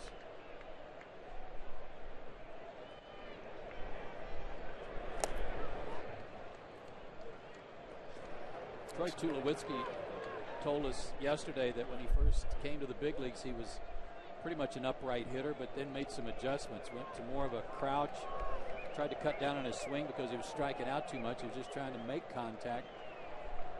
but once he got it figured out a little bit, Jim Tracy said, hey, I want my power hitting shortstop back. Another pop-up. Howard, foul territory, makes a catch for out number 2. And Cliff Lee controlling these power bats of the Colorado Rockies. 2 up, 2 down here in this 7th inning. They're not squaring up anything. And remember in the first inning, Brian, they had an opportunity. They had first and third, 2 out. But they did get a couple of hits and had a chance when the Phillies were throwing the ball around a little bit. Couldn't put anything on the board. Well, in each of the first 2 innings, Colorado had a runner in scoring position. Unable to score the runs. And now Cliff Lee is locked in. Garrett Atkins with 2 away.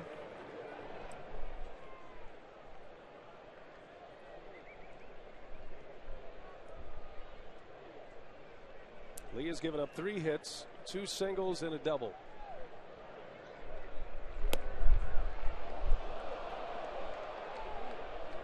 There was a column written in the Philadelphia Inquirer today critical of Charlie Manuel for starting Cliff Lee, not using Hamels because of Hamels' success last year. I would say at this point that criticism is unfounded. Into right, Atkins sends word to the line. He's got a long way to go. Can't get there. That one's in the corner. As Garrett Atkins with a 2-out double. That breaks a run of 16 consecutive retired by Lee. And just the 4th Rockies hit of this game.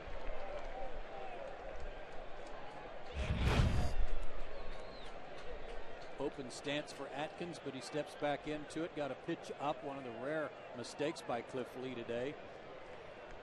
And even with the wind galing toward that right field corner, it stayed fair.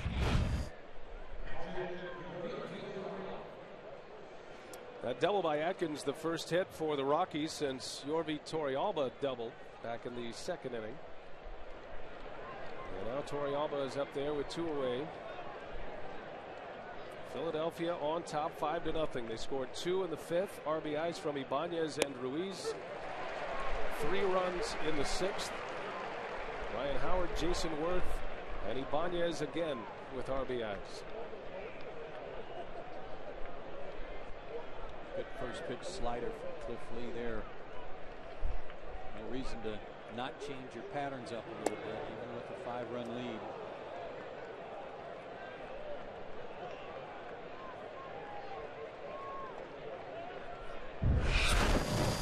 Well, a big crowd today. Matter of fact, a stadium record, 46,452 on hand at Citizens Bank Park. They drew over 3.6 million this year. As Torrealba breaks his bat, and Lee is through another one scoreless. But a lot of talk about the bullpen in Philadelphia. Cliff Lee might be able to take it to the finish line himself the way he's going.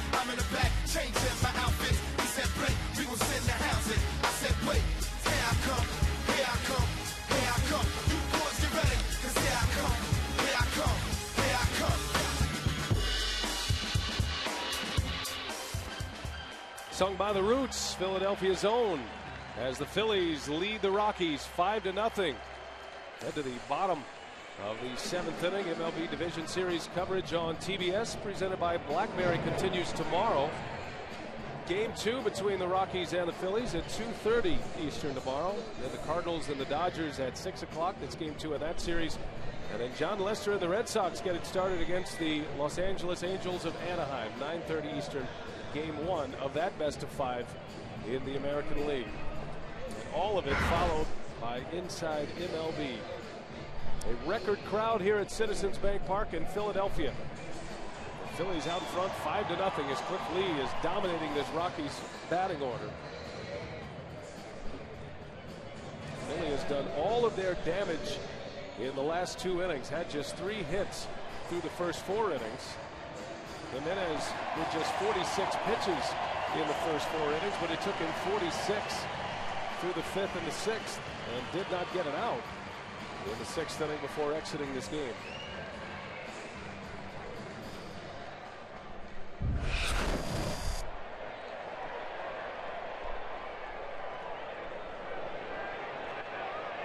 Shane Victorino will lead off for Philadelphia in the home 7th.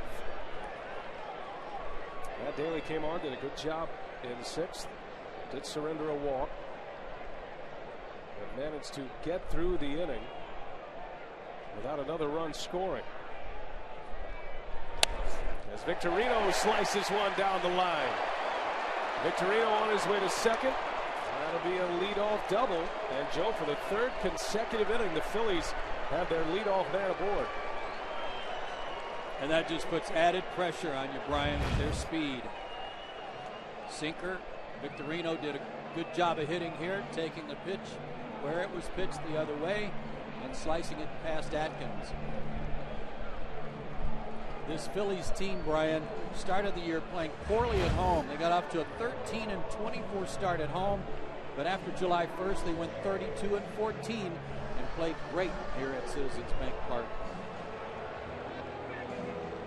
And the Phillies 9 games over 500 in their home ballpark this year as Jim Tracy taking another trip back to the mound. He's already used 2 relievers and will go to the bullpen for his 3rd. The hard-throwing Franklin Morales on to pitch. We'll set him up when we come back. Stay with us.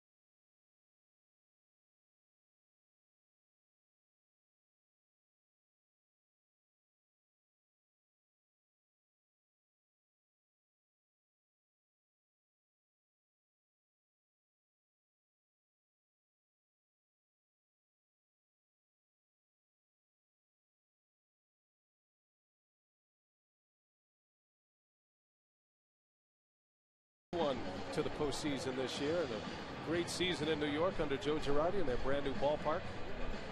Franklin Morales in the game for the Colorado Rockies.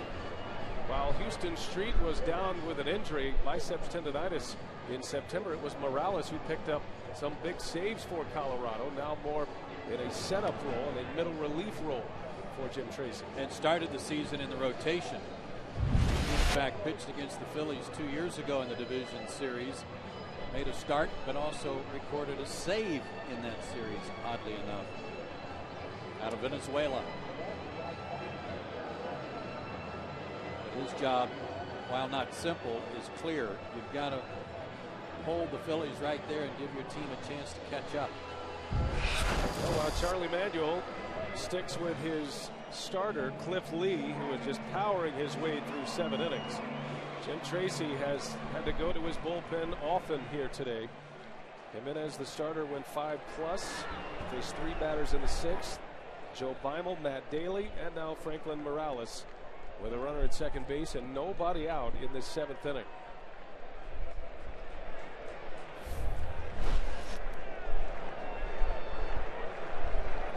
Chase Utley with Victorino in scoring position. Utley singled, stole a base, and scored a run in the 6th inning.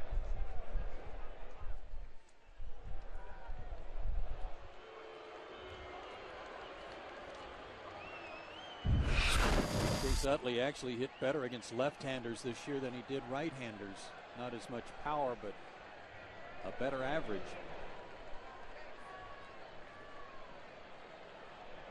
Utley, a 4-time All-Star, had his string of 100 RBI seasons snapped this year. He only drove in 93. Yeah, a bad year. Had 4 straight years of 100 runs batted in. Had hip surgery after the World Series last year. Successful hip surgery, and has had another big year. But as Joe mentioned earlier, it's been in a bit of a tailspin down the stretch for the Phillies.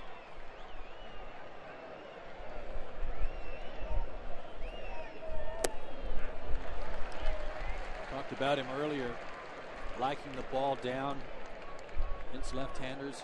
He will take the ball that's down and away. He'll take it to left center, but he's primarily a pull hitter. Well, he was hitless in his final 15 at-bats of the regular season. Was 0 for 2 in this game with 2 strikeouts, both looking, before he finally delivered with a hit in the 6th. We'll see how that changes his approach and his confidence at the plate for the rest of this series. Sometimes just one hit can make all the difference. Well, and he's hit the Rockies well this year. In the games they had, and they won 4 of the 6 games played between these two teams. Utley was 8 for 19 with a homer. That will give you some confidence too, knowing you've had some success against their pitching staff. Drove in 4 runs in those 6 games. I look for him to have a big postseason. He got off to a slow start today, but with the rest he's had the last 4 or 5 days, I think he is primed to have a very good postseason for Philadelphia, depending on how far they go. Well, he has one of the great compact strokes in all of baseball. A guy that you don't see getting into long slumps very often. I mean, when he does tire, when fatigue is an issue, he can struggle with the power numbers, obviously. And, you know, as you cheat and try to get ahead and hit the ball out of the ballpark. But the playoffs certainly give you that adrenaline push. And a couple of days off he received at the end of the year certainly didn't hurt him either. No, and he's like the poster boy for using your hands in your swing. He's just so balanced. He's got a good base and just lets his hands do the work, and they are very, very quick. 2 balls, 2 strikes. Morales on the mound for the Rockies, and his first batter is Utley. He's got Ryan Howard next. Nobody out in the 7th.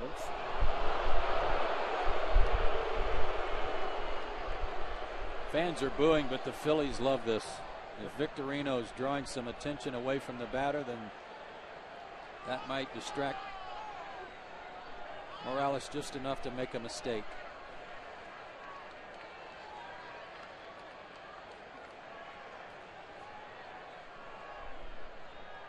Well, all 3 of the Rockies outfielders throw the ball well. It's already an uphill climb against Cliff Lee, down 5-0. Rockies cannot afford to fall behind any more than 5 at this point. See the wind kicking up. It brings all the dirt and chalk from the first baseline right into the dirt circle there. umpire, the catcher, and the hitter all wearing all of that dust. As Utley pops this one up, you got to stay with this one. It's coming back. Atkins at the rail. He's got it. Good play by Garrett Atkins. It's another ball that looked like it was headed into the second row foul. And Utley is retired on a pop.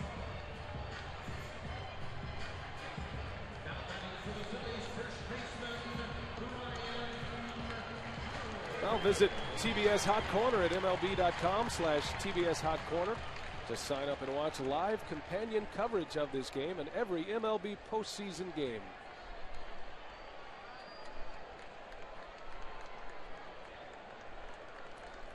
The Fanatic having some fun as usual. He never has a bad day. No. One of the best in the business. A lot to cheer about today. Victorino takes off. Howard swings and misses. Torrealba's throw is late. Well, Victorino overslid the bag, but Atkins didn't keep the tag on. That's a big steal. Now the Phillies have a runner at third with just one out. Yeah, and I don't think Ryan Howard had any intention at all of trying to make contact here. He was just trying to protect Victorino.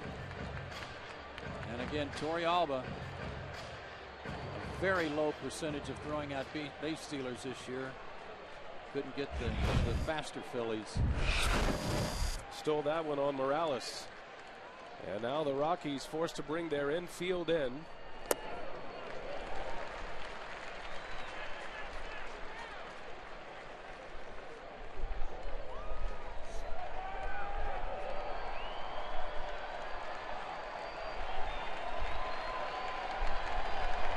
Sam Palazzo going to the signs with Victorino.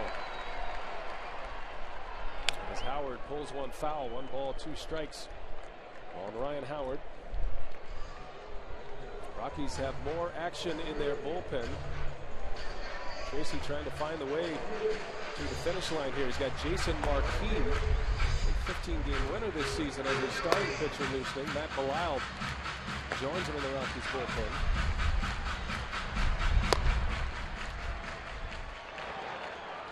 Marquis is a possibility for a Game 4 starter, but he can be used out of the bullpen on a limited basis here early.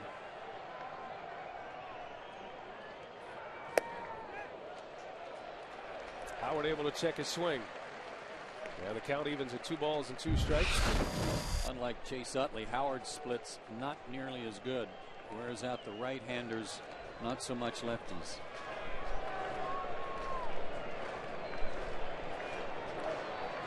Just don't make a mistake, he'll pay. Line shot, got a chance at 2. Heldon's throw dug out by Atkins in time for the out. A great play on both sides. Helton throwing back into that strong wind. And dug out by Garrett Atkins. That could be big. Great play over at third base and a double play to win the inning.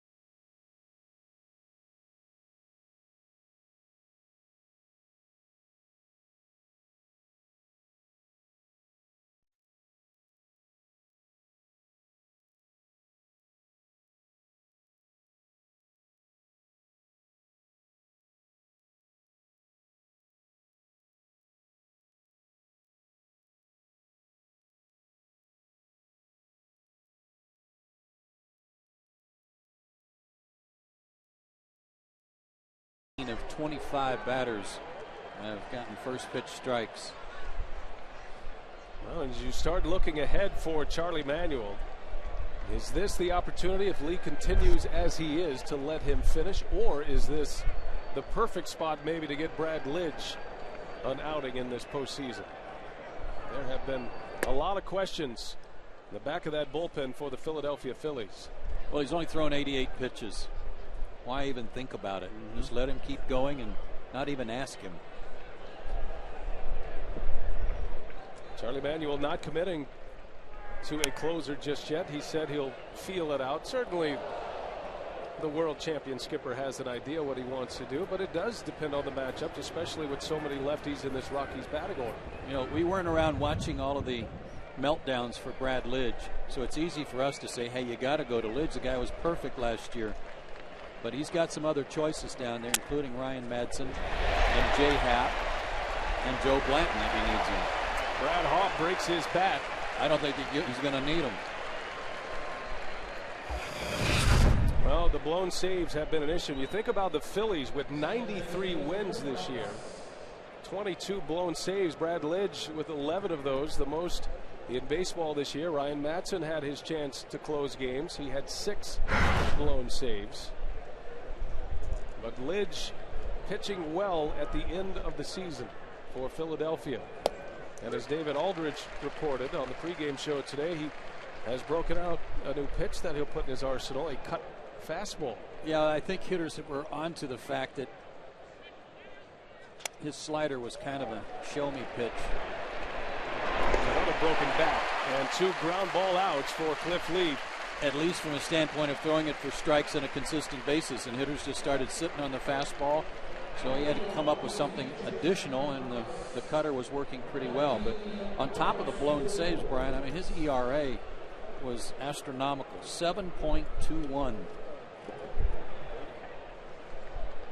Well, on a windy afternoon, Cliff Lee has kept the ball on the ground for the most part. We've seen a lot of outfielders struggle with fly balls today. There have been some terrific catches that, you know, to the naked eye kind of look like a routine play or perhaps even a misplay on a route. But the way the wind is blowing today, it has certainly created some issues as Ryan Spilborgh's pinch hits.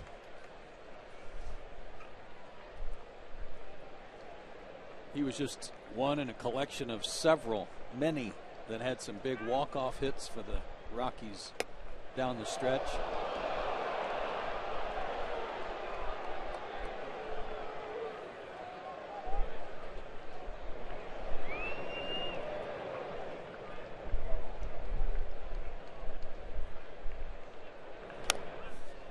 Another bouncer. This is a fair ball. Long throw for Phillies in time. The Phillies starter keeping the ball on the ground. 3 ground ball outs in the 8th. He looks like he's headed for the finish line here in Philadelphia today.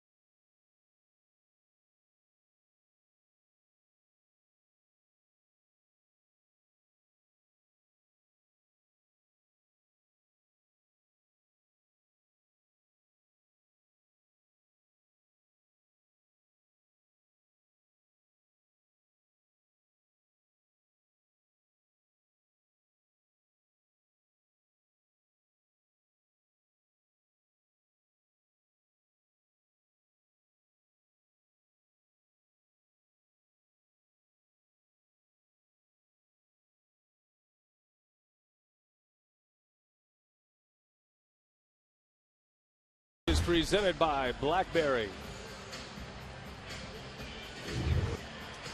Bottom of the 8th at Citizens Bank Park in Philadelphia.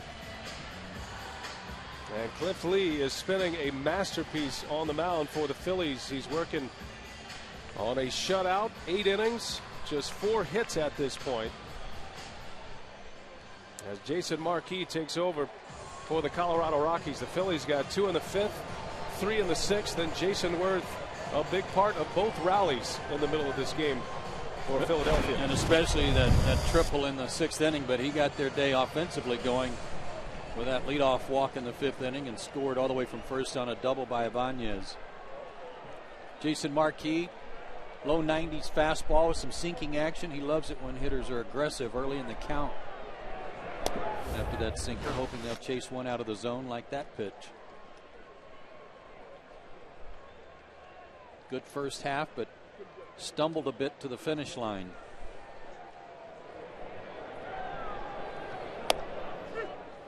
Now Jim Tracy announcing that Jason Hamill will pitch game 3. Got Jimenez up first and a chance to come back later in this series. His ace Jimenez knocked out after 5+ innings here today and 5 earned runs. Aaron Cook will start tomorrow for Colorado. Then Jason Hamill and possibly Marquis in game 4 if it gets there.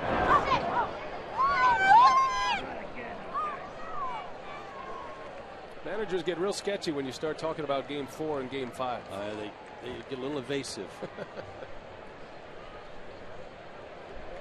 Game 4 will be in Denver.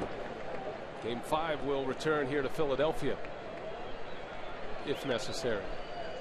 I'm with you, though. I think Jim Tracy's a lock for manager of the year with what he's done for the Rockies this year. Great job. Jason Marquis started the season. At one point he was 10-5. Finished up 15-13. Man, look at that wind whip his uniform. It's still blowing across toward the right field corner from the left field pole to the right field pole, but then it kind of swirls in the stadium and comes right back down the first baseline. Got wind gusts up to 45 miles per hour. Marquis, good athletic play, but a low throw, and Worth is retired for the first time today. Well, one gone here in the 8th. Looks nice, doesn't it? Nice and sunny. Temperatures in the upper 60s. But a very tricky wind here today, and you have to say the Phillies have dealt with the wind a little bit better. Rollins has made 2 terrific plays on catches in foul territory. Saw Jason earlier, or I saw him yesterday during the workout. He's got a nice shiner there under his eye.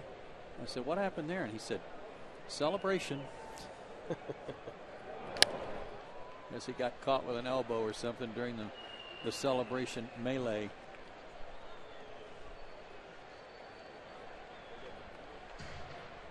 Now the Rockies clinching the wild card berth early with just 4 days remaining in the regular season, but then they still had the matter of the division to deal with. Had they gone to Los Angeles and swept the Dodgers, they would have been the West Division champions in the National League. So they were playing for a lot in those final 3 games, but they were able to beat the Milwaukee Brewers to clinch their wild card championship, and they were able to clinch it at home, which allowed Jim Tracy to set up his rotation a little bit.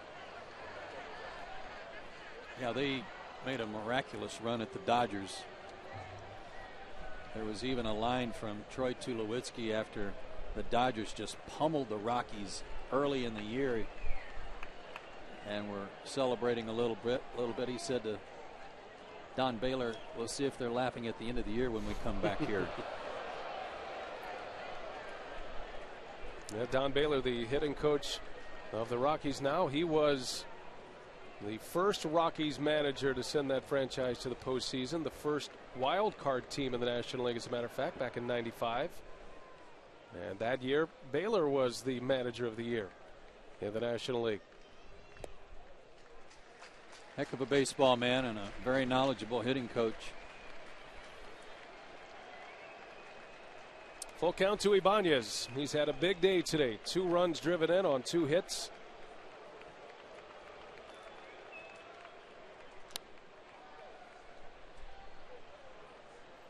Ibanez, an all-star this year for the first time at age 37. It's the kind of first half he had. He's always kind of been a complimentary player, but always a good hitter. He's one of those guys that found his stroke and his role in the big leagues at a later age. Didn't drive at 100 runs till the age of 30, and now he's a regular up there as he rolls out for out number 2. Well, we hit the air telling you that the wind would cause some problems. And from the first fly ball till right now, it has been under some wobbly knees that outfielders have had to make plays. And that was a big play in this game as Gonzalez struggled with a fly ball to left. How about that left turn by Jimmy Rollins to make the play?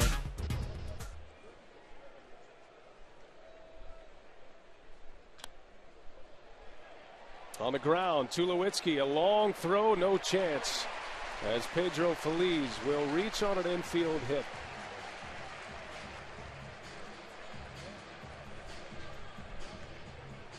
Pretty good range there for a guy 6'3" and about 220. One of the big shortstops in the game, Troy Tulowitzki, but no chance on that play.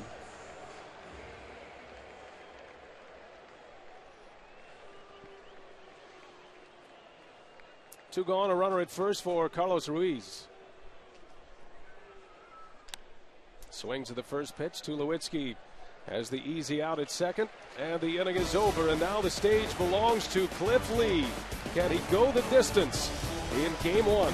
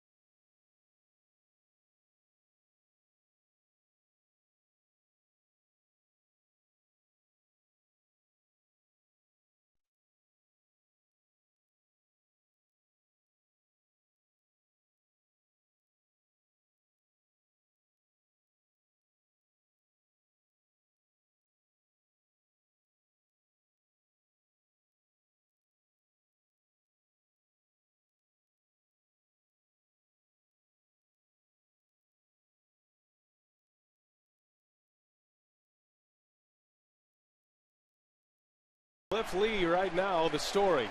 Dexter Fowler swings at the first pitch, One pitch, one out, and Lee is 2 outs away from a finisher here in his postseason debut. Well, Fowler did him a favor there. He didn't even make him come out and throw a strike to find out if he was going to be on in the 9th inning. First pitch swinging made it easy for Cliff. That's 21 out of 22. Cliff Lee has 13 career complete games. After he got out of that jam in the first inning, though, Brian, it was obvious that he was on. He gave up a leadoff double in the second. Virtually nothing since. He's worked both sides of the plate, which is what he likes to do. 91 fastball here in the 9th on pitch number 98.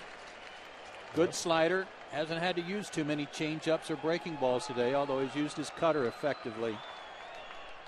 Gonzalez, a little flare. Rollins watches it bounce for a base hit. Carlos Gonzalez with a 1-out single. His second hit against Cliff Lee today, who's given up just 5 base hits in this game. And it's only the second hit since the second inning. Phillies do have some activity in their bullpen. It's Jay Happ, the left-hander, and Ryan Madsen, the right-hander. Charlie said his game 3 starter, as you pointed out, Brian, would be probably one of the guys that didn't have to get used much in the bullpen.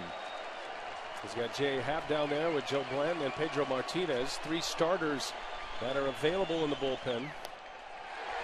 As Lee dials up Todd Helton, another first pitch strike from Cliff Lee. That's been his story this entire day. Lee with 6 complete games this season. 3 with the Indians, 3 with the Phillies. He has thrown so many strikes and so many first pitch strikes to force the Rockies to swing the bat. There hasn't been too many complaints today on Jerry Davis. He's done a good job behind the plate. 23 out of 30 first pitch strikes. 0-2 to Helton. In the left, on the run is Ibanez, and he's got it for the out. 2 gone as Gonzalez retreats.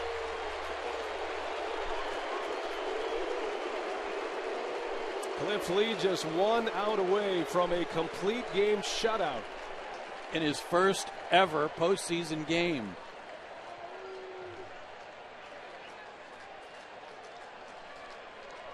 The last to throw a complete game shutout in his first appearance was Bobby Jones of the Mets. That was back in the 2000 season. The year the Mets would make it to the World Series in the Subway Series. This sellout crowd on their feet trying to help out their starter.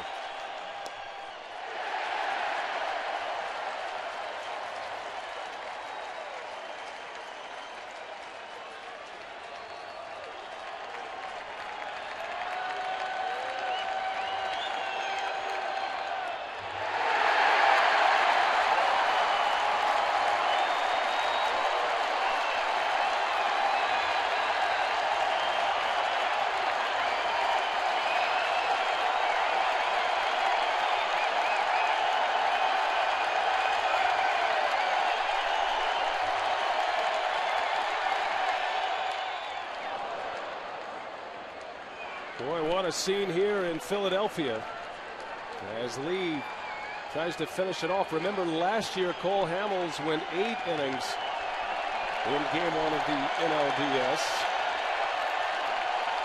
And now Lee a strike away from finishing what he started today.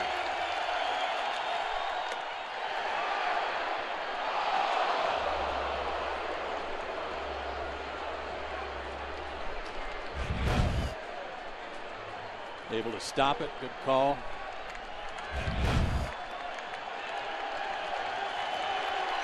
First postseason game for Cliff Lee, and it's been a beaut.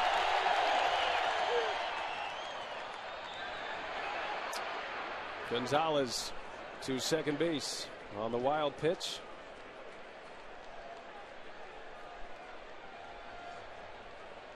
So the first Rocky in scoring position since the 7th inning. At one point, Lee retired 16 in a row. And with a runner at second, Ruiz wants to make sure the signs are square. And only the second guy in scoring position since the second.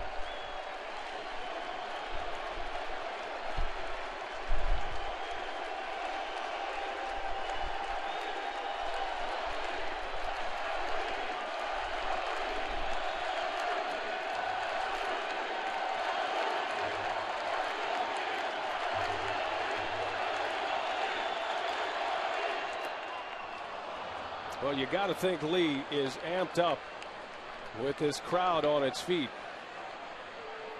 Yeah, I don't think that at pitch number 108, I don't think it's fatigue right now. I just think he is really hyped up about what this crowd wants to see in terms of him finishing it.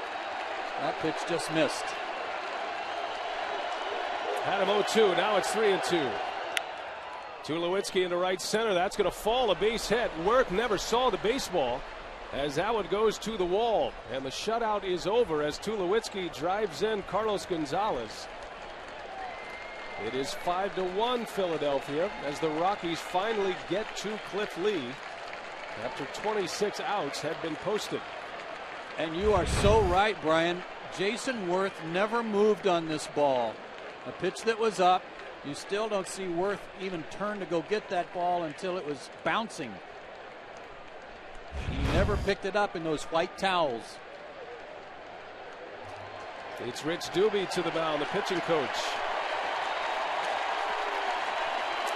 If nothing else, just for a breather for Cliff Lee. How about the job of Tulowitzki being down 0-2 in this kind of environment?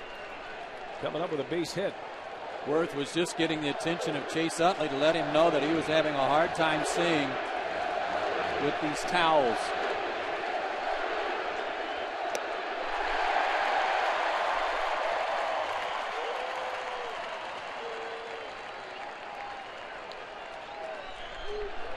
Well, if you're the Rockies, you're just trying to force the hand of Charlie Manuel. Try to get into that bullpen. But Lee right back at Atkins, and he's got him no balls and 2 strikes.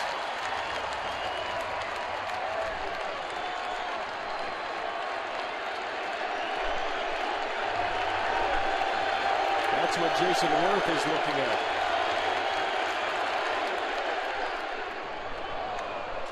Change up, but it missed.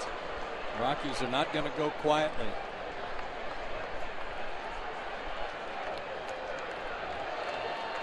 Colorado knows as well as anyone the struggles of the Philadelphia bullpen. They've been a remarkable come from behind team. 41 wins this year. They've got a long way to go today as Atkins swings and misses. And Cliff Lee, a complete game. And the Phillies win it 5-1. What a performance by Cliff Lee.